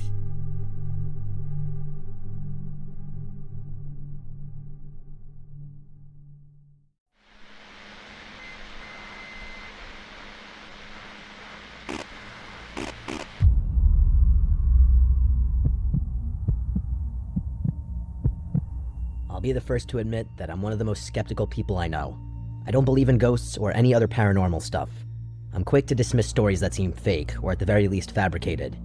That's why I'm completely at a loss for words at what happened to me just weeks ago. I wanted to write all of this while it was fresh in my mind. I can't explain what happened to me, and to be honest, I'm still terrified. I thought to myself, maybe if I write what happened to me and share it with the internet, maybe someone out there can explain what happened. Well, hopefully somebody out there can explain. My friend Steve and his wife were going out of town for the weekend for their anniversary. The two of them don't travel alone a lot because they have 2 children and a dog. I know for some people that's a first world problem, and you're correct, but Steve isn't struggling financially. He built this massive home in the middle of nowhere because he likes privacy, and if you're fortunate enough to do that, I can't blame you. Well, for Steve and his wife, the stars were about to align perfectly. The 2 kids were going out of town for some type of school trip, so they were going to be alone with just the dog. When Steve told me all of this, I insisted on going over and watching the dog for the weekend so he and his wife could go on a romantic weekend getaway. He agreed, and the plan was set in stone. I would be watching his beautiful golden retriever for the weekend. I made my way to the house on Friday afternoon. I didn't work weekends, so I planned on just staying there Friday through Sunday. Steve stocked the house full of food and snacks for me and made sure I had everything I needed. It was a bit overkill for a weekend pet sitting job, but I wasn't complaining. I love dogs, and I love quiet weekends, so win-win for me. Now for the scary part. On Friday night, the dog and I just hung out and watched movies. Steve sent me a text around 9 p.m. and said, "Don't get scared being all alone in that house. It can get pretty spooky at night when you're by yourself." I gave him a single LOL text back and told him to shut up. As I said before, I'm a very skeptical person. I don't get scared of empty houses or being alone in the middle of nowhere. I'm well aware that anything can happen, so I just don't get scared easily. I slept in the spare bedroom, and Steve's dog came with me. We went to bed around 1 a.m.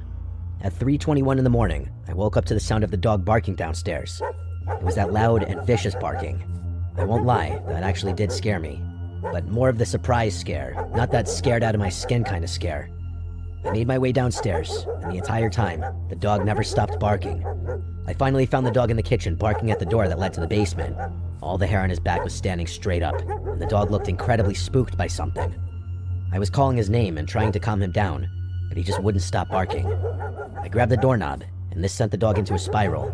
He was now running back and forth barking and just going insane. Of course, my first thought was maybe some kind of intruder in the basement. Possible, but unlikely. Steve has all that super fancy security equipment, so breaking in is not something that's easy. I grabbed a big knife from the kitchen and opened the door.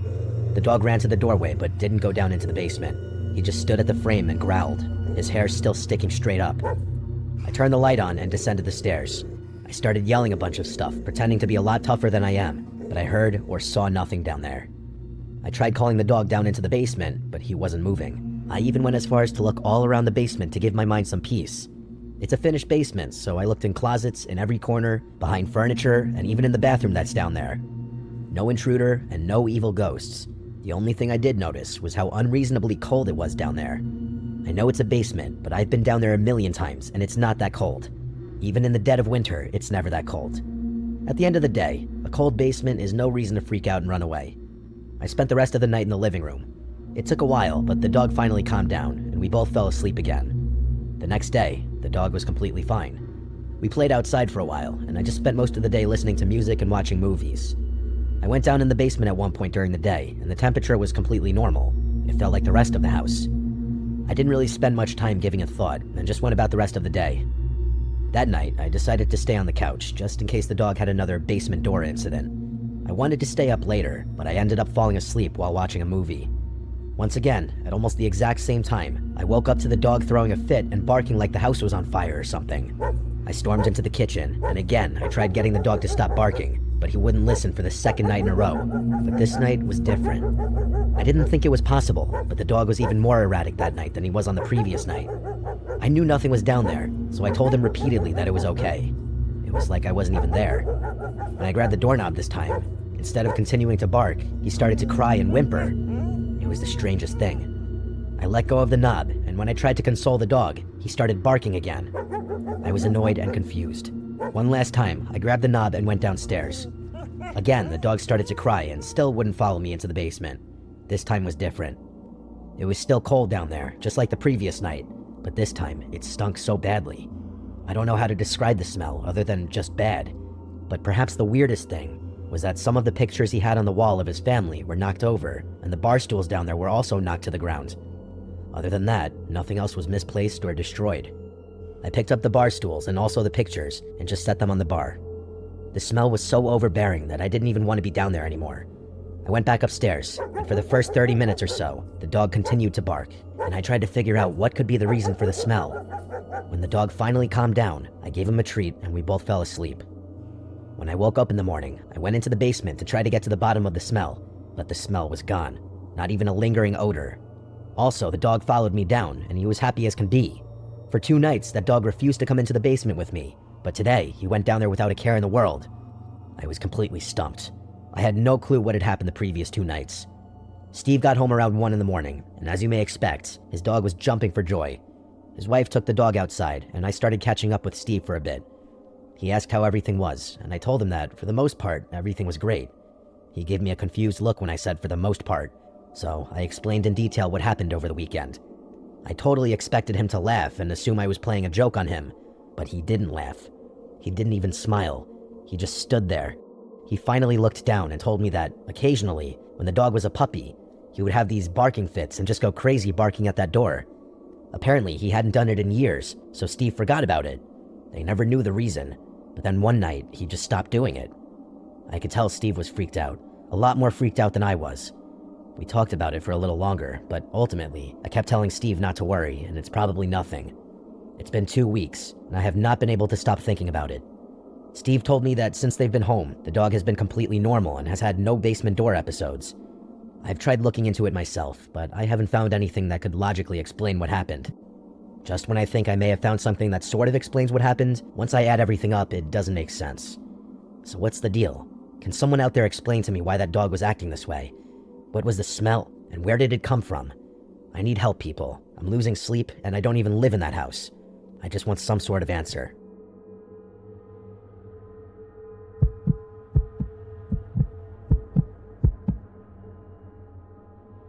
I don't know if this is considered your typical scary story, but it's definitely freaky and very unnerving.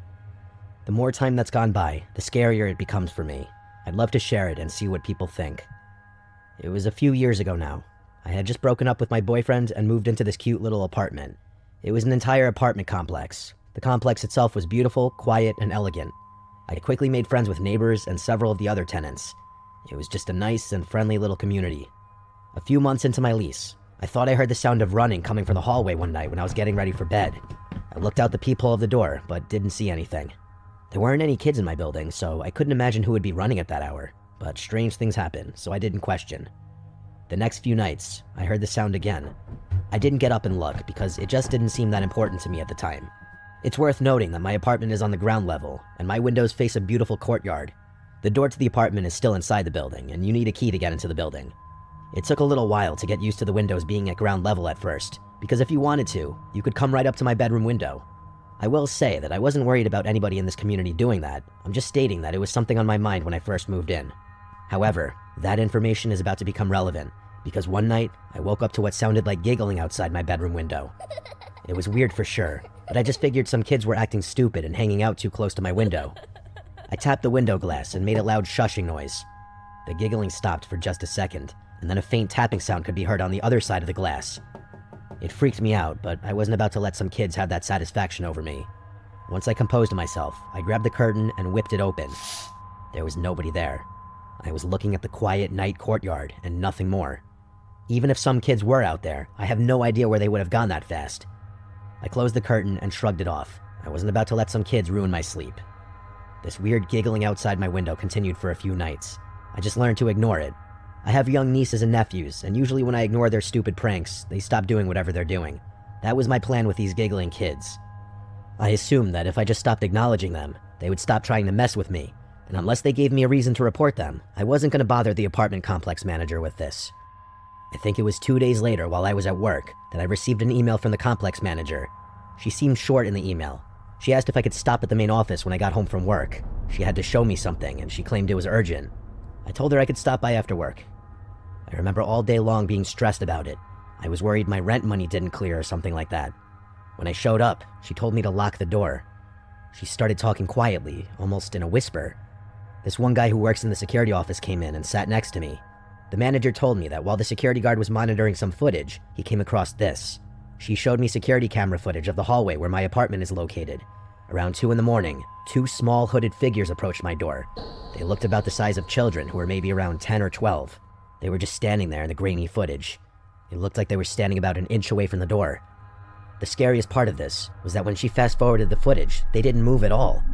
It was nearly 10 minutes of them just standing extremely close to my apartment door. Before they finally walked away, one of the small figures reached for the doorknob and tried opening the door. You can clearly see them jostling the door a few times, but it doesn't open. After the 10 minutes in the video, they skip away from the sight of the camera. I was finally freaked out. Whoever these kids were, they were targeting me for some reason. I told the security officer and the manager about the window incident, but when they looked back at the footage, they found nothing. We still called the police and gave them a statement. They said if anything else happens, give them a call, but at that point, there really was nothing they could do. The security officer attempted to see if they could find out where the kids skipped off to when they left my apartment door, but it's almost like they vanished. They couldn't find them on any other camera on the entire complex. The next night, I decided to stay awake. I was going to catch these kids one way or another. But that night, there was nothing. No giggles and no sounds from the hall. It was about a week later, and I heard something coming from the hall. It was about 1:30 in the morning. I muted the TV and listened intently. I heard the sound of my doorknob rattling around. It was happening. The kids were back at my door. I ran over nervously and yelled for them to get away. I could hear a child laughing, and then another soft child voice whisper, "Mom, we're home. Just open the door and let us in." I didn't say anything. I looked through the peephole and just saw 2 small figures with their heads down. The voice whispered again, "Please let us in. We're home now. Please." That last please that the child said almost sounded desperate. I didn't care. I yelled that their mother doesn't live here anymore, and that I was going to call the cops. Both kids started to giggle. Then the doorknob started to shake again. One of the kids started throwing their body into the door, but it wouldn't budge. I stood there holding the door for a minute. I didn't hear laughing anymore, and the doorknob wasn't shaking. When I looked one last time, nobody was out there. I was still too afraid to open the door, just in case they were just outside of my view. I called the police, and the cops were quick to assume it was just the local kids playing a prank on me. I didn't argue with that, because it seemed like the most logical explanation. I finished with my statement, and that was that. A few days later, I ran into the apartment manager in the parking lot. She pulled me aside and asked if I had experienced anything since that last time. I told her no, and that I was sure it was just some local kids. She made a weird face and told me she wasn't so sure. She told me that the woman who lived in the apartment before me was strange. She didn't give me a whole bunch of information for privacy reasons, but she was fairly confident that something horrible happened with that woman's children. She didn't elaborate or give any details. She didn't even give me the name. She just implied that something horrible happened and left it at that. She said that she had already said too much and she didn't want to get into trouble for sharing personal information. She told me to be careful and just keep locking my doors. I'll never forget her walking away saying, "This wasn't a prank." To my knowledge, I don't think those kids ever visited my apartment again while I was there. I I've spent some time trying to figure out exactly what happened, like who these kids were and what the apartment manager meant. Was she implying that these kids were like ghosts or something? I know that seems insane, and I'm sure that's not what it is, but you have to admit, it is strange. It's weird to me that the police and the security officer couldn't find where these kids went after they left my apartment. Something that dawned on me after I had already moved out was something I had overlooked. There should have been no way for the kids to get inside the apartment building without a key. As I said before, there were no kids that lived in my specific building. So how did they get in? Where did they go? As time goes on and I reflect on this story, I get more freaked out. It's amazing to me that I wasn't more scared in the moment. I'm years removed and don't even live there anymore, and I'm more scared today writing this than I was when I experienced it. I still don't believe in ghosts or anything paranormal, but I can't explain exactly what it was.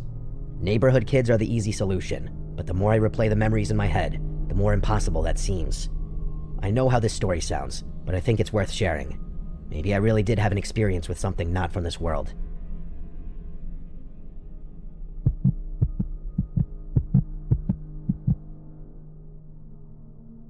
This story I'm about to share happened to me around 10 years ago.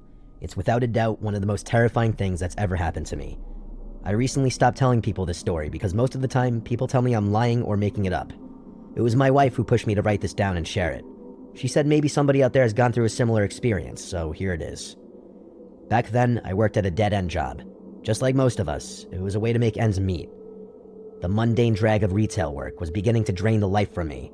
One afternoon, when I was leaving work, I noticed something neon pink hanging from my car door handle. It was a sticky note with a friendly message written. It simply said, "You're special, and I hope you have an amazing day." It also had a smiley face sticker attached to the note. I thought it was nice and it made me smile. Other than that, I didn't give it another thought at that moment. The next few days, when I left work, I would have a message attached to a note in the same spot. I know some people have told me that it's creepy and weird, but I liked the attention. At that point in my life, I wasn't getting attention very often, so it was nice to be seen.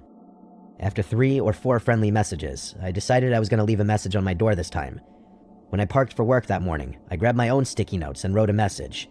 I kept things friendly, while also walking that line of being a little flirtatious. When I left work that afternoon, I was happy to find another note. The flirt worked because this person started flirting right back. I didn't know if this was a joke or if it was serious, but either way, I kept the charade going for a few days. The shift before I had a day off, I left a note saying something along the lines of, "Don't miss me too much on my day off." When I left work, I had a sticky note that just had a sad face drawn on it. This is where I thought the game would end for good. Somebody was having fun with me, I gave in, and now that I was going to be off, I figured it would just fizzle out. I couldn't have been more wrong. When I woke up the next day, I did some stuff around the house. It was late morning when I went outside for the first time. I noticed something neon pink on the car door again. I couldn't believe my eyes. I tentatively approached the note. It said, "You look cute when you're sleeping." This scared me. After a little while, I concluded that someone was messing with me. It clearly was someone I worked with who knew where I lived. It was the only thing that made sense to me. I crumpled the note up and threw it away. When I returned to work, the notes continued for a few days. They started friendly, but by the 3rd day of my not responding anymore, they started to get mean. The friendly messages were now saying things like, "You better answer me," and "Remember, I know where you live." I thought about calling the police, but I was still so sure that it was somebody I knew messing with me. I decided to leave a note the next morning. I wrote a message saying to leave me alone, or I would call the police. I didn't really have plans to call the police, but if it were really somebody I knew, I thought that this would be when they finally came forward, or at least stopped with the notes. When I left work that afternoon, I noticed that my note was gone, and for the first time in a while, I had no new notes on my door. I felt relieved. I still wanted to know who it was, but if the notes stopped, I was happy. That night, I woke up at some point in the middle of the night because I thought I heard something.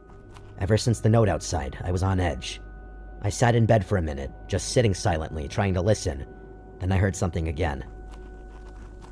It sounded a little like shuffling, but it was hard to tell if it was just the house making noises or if it was something more alarming. I assumed I was just hearing things, but I wasn't taking any chances. I grabbed a baseball bat and made my way down the long hallway from my bedroom to the open living room. Every step I took, I started thinking the worst. If a person were standing in my house, I don't think I would have been able to hit them with the bat I was holding. I just am not that type of person. I made it to the end of the hallway and just stopped. Whatever bravery I had when I left my room was gone. If you're standing at the end of the hall, you can see my living room, dining room, and kitchen.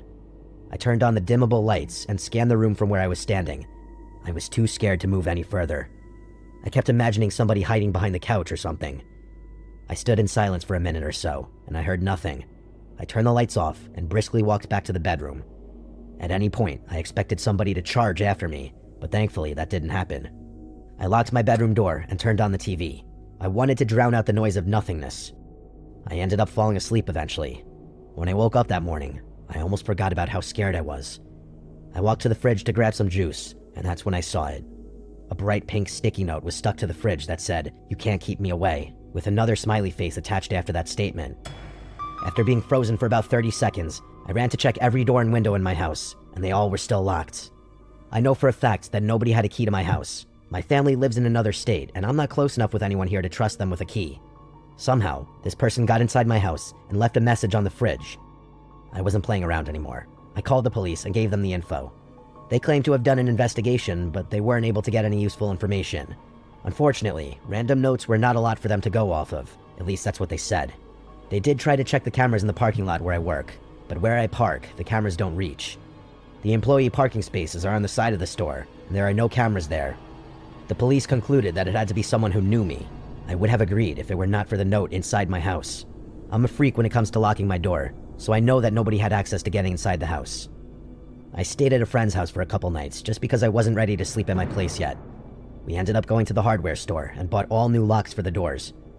That first night back at my place, my friend stayed over with me, and nothing happened that night. A few months had gone by, and nothing happened. No new notes at work, and nothing at my house. It was over 2 months later when I left for work one morning, and I noticed one of the horrible pink notes on my front door. I grabbed the note, and it said, "I guess you don't want to play anymore." I called the police right away, but they didn't do much. I invested in cameras after that, but nothing ever happened again. Changing the locks in my house might have saved my life. Somehow this person had to have had a key to my house. It's the only thing that makes sense to me. What I can't figure out is why me, and who was that person? Whenever I think back about that entire situation, I almost get sick.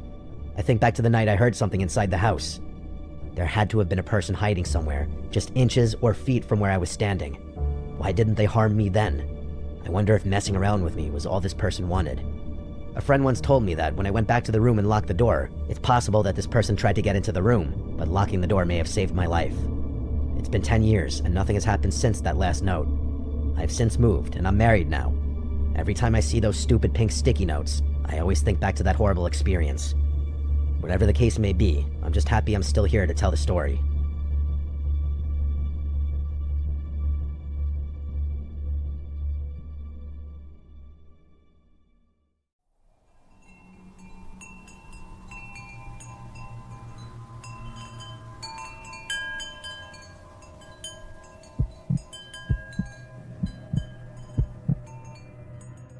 This happened last fall when I was staying in a small town in northern Pennsylvania for work. I do commercial refrigeration repair, and at the time I was driving to different grocery stores and restaurants in smaller towns because our company was short on people.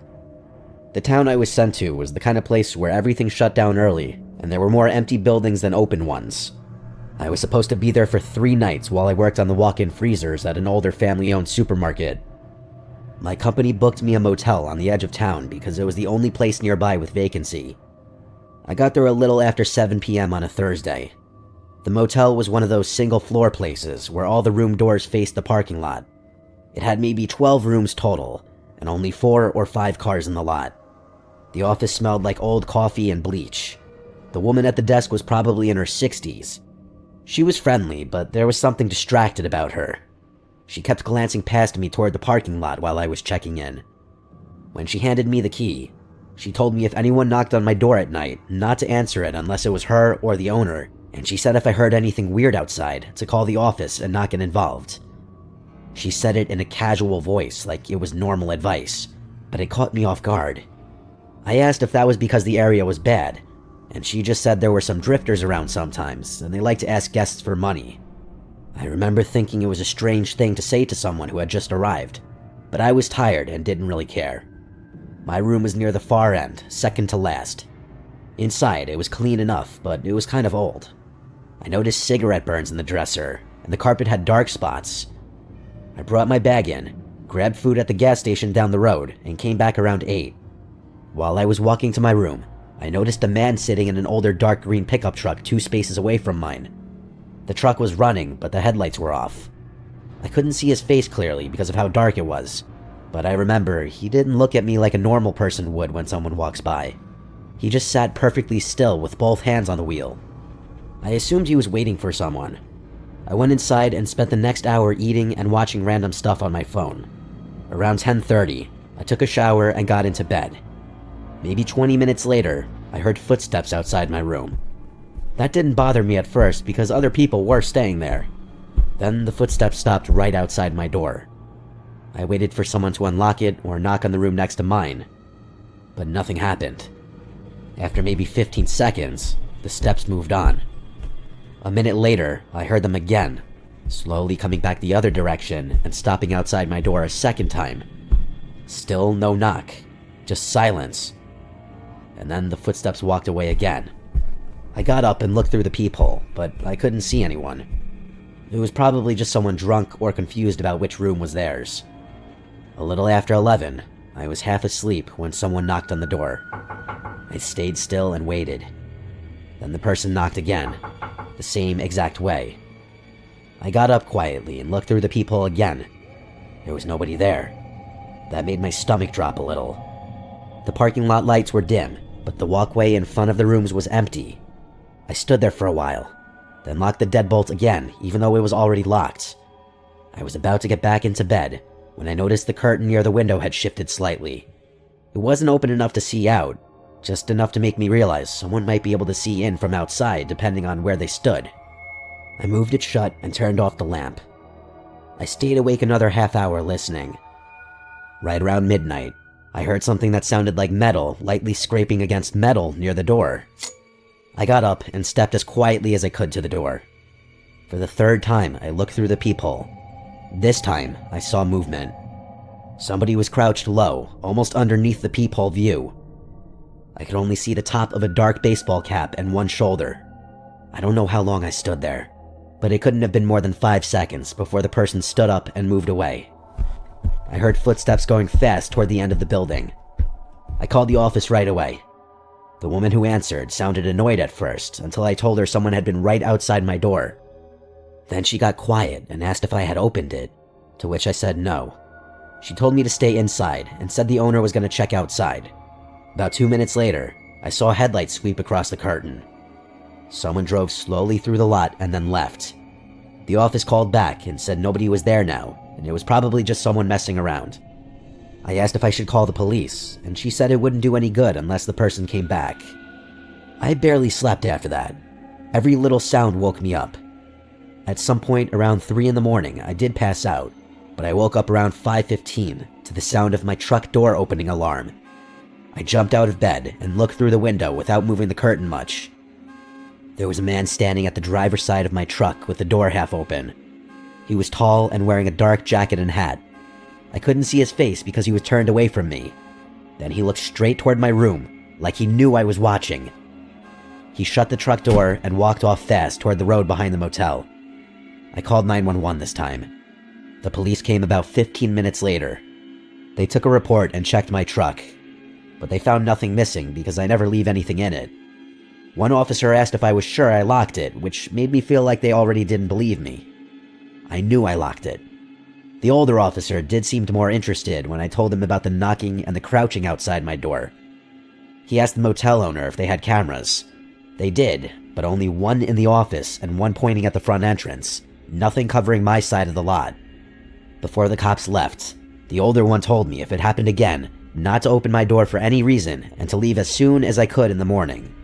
I asked if they thought it was random, and he just said probably, but his face didn't really match that answer.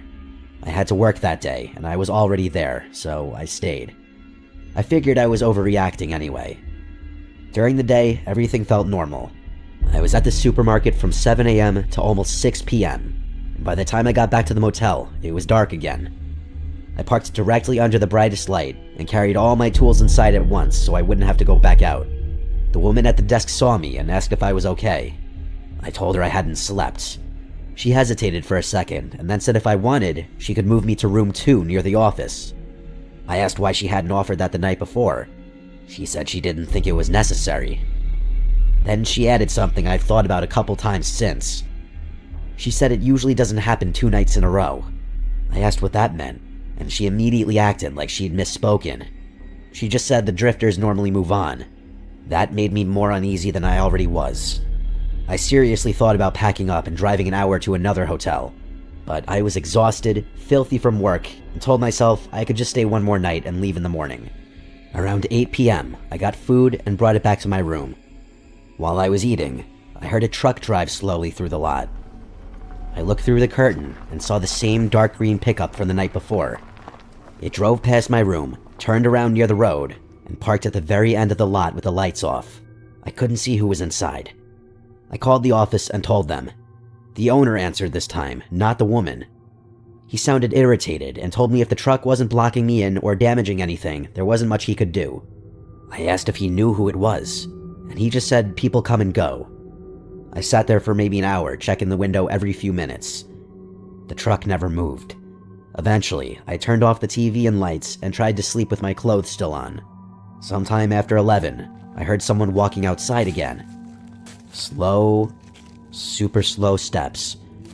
Then a soft tap at the window, not the door. I stayed in the bed.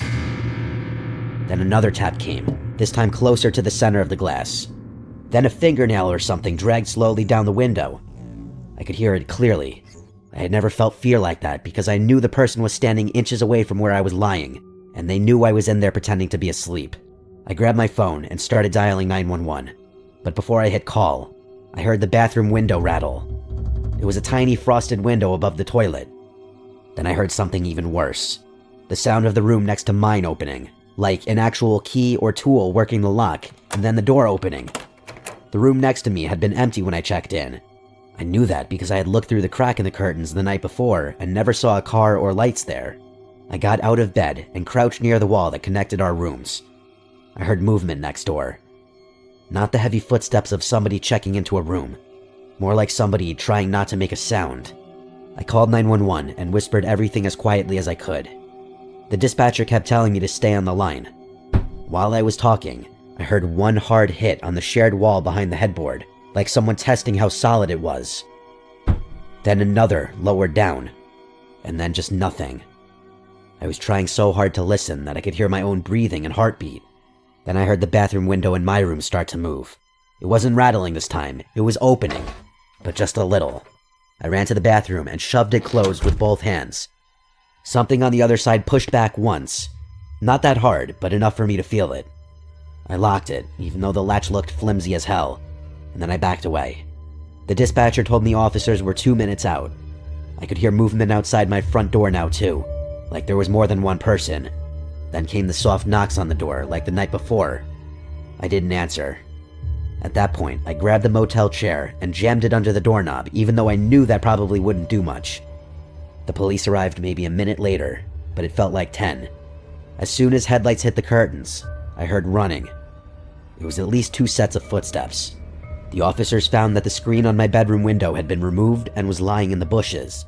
They also found fresh pry marks on my truck door and on the door of the empty room next to mine. What I didn't find out until later was the worst part. The older officer from that morning came back and asked me privately if I had anyone angry at me or if I had posted online that I was staying there. I said no. Then he told me they had seen the green pickup before. According to him, there had been 2 other incidents in the previous 6 months involving men staying alone at that same motel for work. In both cases, someone had tried getting into their vehicles during the night. One guy said he heard people outside his room, but left before reporting anything else. The other one woke up to his motel door cracked open, even though he swore he had locked it. Nothing had been taken in either case.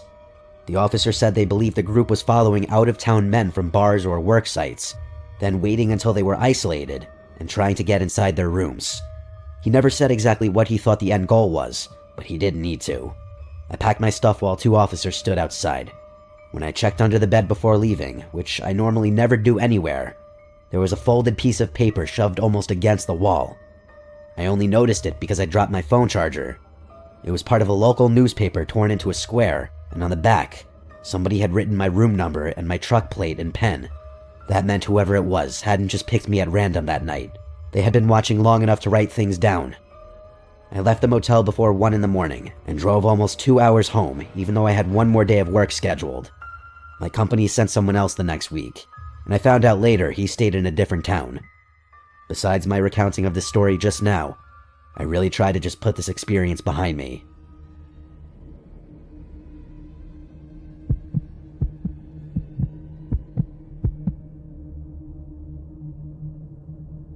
This story started in October 2025. I was single and decided to download Tinder to see if I could find a potential partner. After a few swipes, I got a match. "Killian liked you back," it said. I started smiling and opened with, "Hey, what's up?" He responded quickly, and we started talking all day, every day. He was in the military at a base not too far away from where I lived. Eventually, after a few weeks of talking, he became possessive over me. He would say things like, "You're mine. If I can't have you, no one can. And if you block or unfriend me, I'll kill you," along with other threats. Keep in mind, we never even started dating. One day in December, he just unfriended me on Snapchat, and I didn't think too much of it. I moved on and kept living my life, until a few days ago when he added me again. Remembering the threats, I decided to add him back so we wouldn't do anything. He sent a snap that said, "I've been thinking about your beautiful smile for 8 weeks now. I keep thinking about what we could be if I didn't let my dark thoughts win." I responded with, "That's cute," not wanting to piss him off. We started talking again, and I responded mostly out of fear over what he might do if I didn't. He was acting like a possessive boyfriend, always asking where I was and who I was with. He kept asking me to turn on my Snap map so we could make sure I was safe. I didn't want to because he freaked me out. Thursday last week, I was driving around with my friend until about 1 a.m. I asked if he could drop me off at home, which he did. We said our goodbyes, and I walked up the alleyway to my house. Keep in mind, I never gave him my address. I saw a man standing there and didn't think much of it until he called my name. I didn't know who he was, so I responded, Yes, who's asking?" Then I saw his face. I felt my heart skip a beat. I started cold sweating. I felt panic in my body and started shaking. He then grabbed my neck with his hand and slammed my head hard into the wall and started studying my face. He kept saying things like, "Who were you with?" and "Why are you out this late? Was it a man?" I just stood there completely terrified. This entire time, he was choking me so hard, I had literal tears in my eyes and was gasping for air. I genuinely thought he was going to kill me. He kept choking harder until he eventually threw me to the ground head first. I whimpered from the pain and gasped for air as he let go of my throat. I looked him in the eyes and saw nothing. There were no emotions there. He didn't feel bad at all. All of a sudden, he sat on top of me and slapped me hard across the face. I put my hand where he hit me as tears filled my eyes again. Then he started choking me again. This time, I was more sure that he was going to kill me. I looked up at the black sky and started thinking about my deceased dog. I even started smiling as I felt myself about to pass out. Then he suddenly let go of my throat. He said, "Fuck, I have to go. The last bus is leaving in 3 minutes." Then he ran away while I lay on the cold, wet ground trying to catch my breath. I was in shock and didn't know what to do. I decided to call my best friend and try to tell him what happened, but I couldn't talk. My vocal cords had been choked so badly I couldn't make a sound. My best friend only heard strange noises and said he was on his way. When I got to my friend's house, I fell asleep on the couch within 3 minutes because I was exhausted. While I was sleeping, my friend called the police and told them the situation. The next day, my friend drove me to the police station to give my statement, and I did. After I had been questioned, the police decided my life was in too much danger to just let me go without protection. I was given an alarm device, a tracking device with multiple buttons that would immediately alert the police of my location so they could save me, because we all knew he would come back. 3 days ago, I was followed by a friend of Killian. If the plan hadn't been for me to be picked up by a friend nearby, I don't think I would be here to tell this story. The police told me Killian's intention was to kill me, so if he had his own car or if there had been a later bus, I would probably be dead. Every time I leave the house or go outside, I fear he's watching, which he's told me he'll always be. One day I might not see him coming, and he might be waiting in that dark alleyway again, and I might not trigger the alarm fast enough. I'm not safe, and I just wanted to share this story in case I do end up getting killed. Be careful, everyone. I never even gave him my info to find me.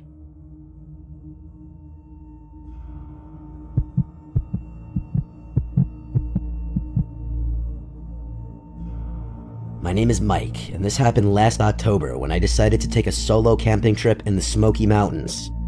I'd been feeling burnt out from work and just wanted a couple quiet days away from everything. I had done solo trips before and never had any issues, so this didn't feel like a big deal at the time. I left early in the morning, and the drive took most of the day. A couple hours before reaching the park, I stopped at a small roadside diner because I was getting hungry, and I knew food options would be limited once I got deeper into the mountains. The place was pretty empty. Just a few older people drinking coffee and a waitress who looked like she'd been working there forever.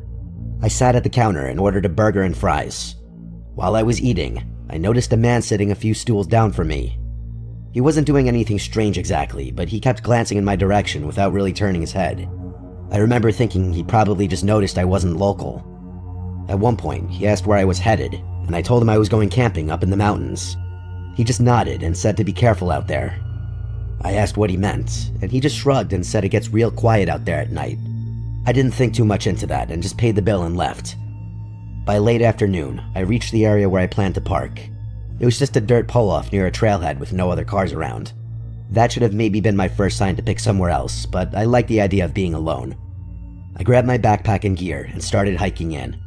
The trail wasn't too hard, but it took longer than I expected, and I started realizing I was going to be setting up camp close to dark. I eventually found a small clearing that looked good enough. It was flat and had enough space for my tent and a small fire.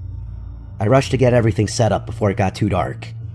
By the time I finished setting up the tent, the light was already fading and the woods were getting that gray color they get right before night.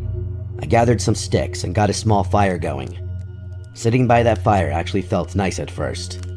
I made some s'mores and just listened to the normal sounds you'd expect in the woods, like bugs and wind through the trees.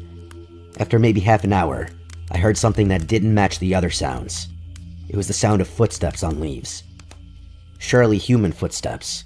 I looked up and saw a man standing maybe 30 or 40 feet away between the trees.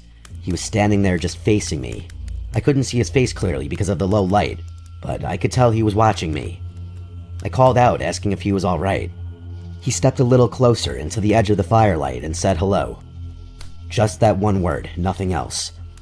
I asked if he was camping nearby, and he deflected my question with another question, asking if I was out there alone. That question made my stomach drop a little. I hesitated before answering, and then told him no, that my friends were meeting me soon.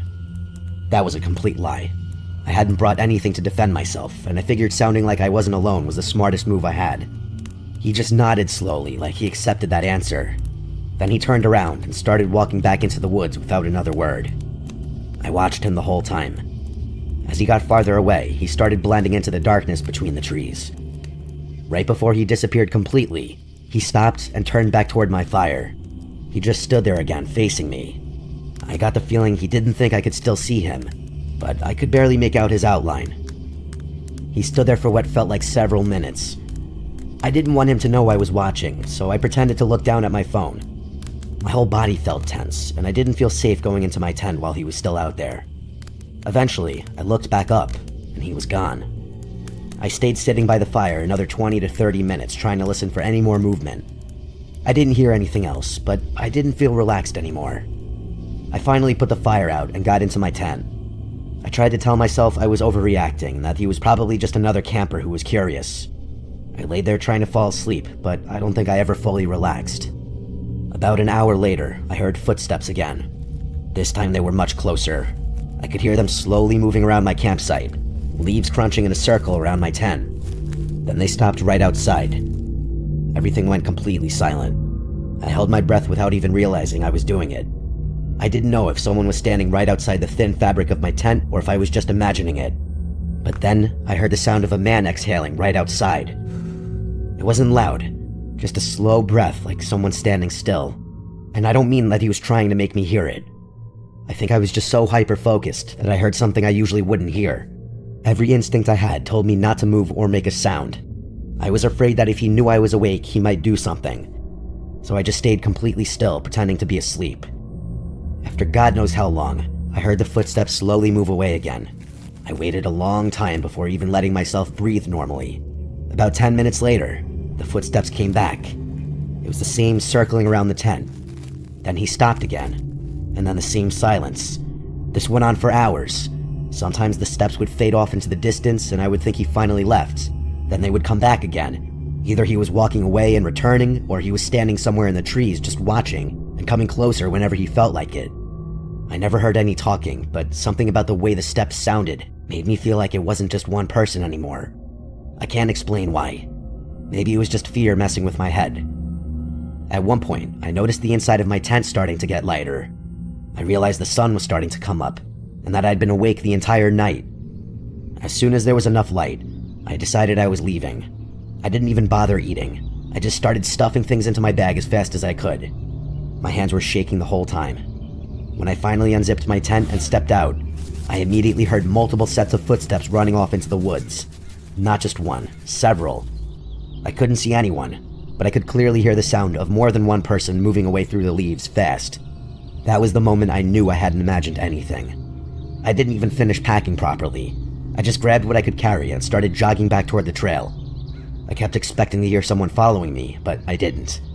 I reached my car, I locked the doors, and I just sat there trying to calm down. At some point, I must have fallen asleep, because I woke up hours later with the sun high in the sky. Part of me tried to rationalize everything, like maybe it was just a couple other campers messing with me. I even considered going back to get the rest of my stuff since I had left some gear behind in my rush. It was full daylight now, and I figured whatever happened at night wouldn't happen during the day, so I walked back down the trail. When I got to where I was certain my campsite had been, I stopped completely.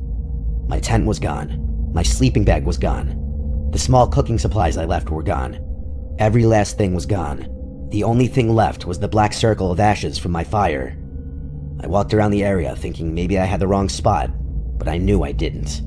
The trees and rocks were exactly how I remembered. Someone had taken everything. I didn't see any trash or damage, just empty ground like I had never been there. I didn't look around any longer. I just turned around and walked straight back to my car. I didn't report it or try to find my stuff. I just wanted to get out of there.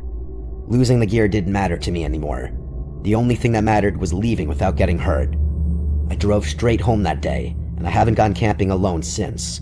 Sometimes I still think about how many people were actually out there that night, and how close they were standing to me while I pretended to sleep.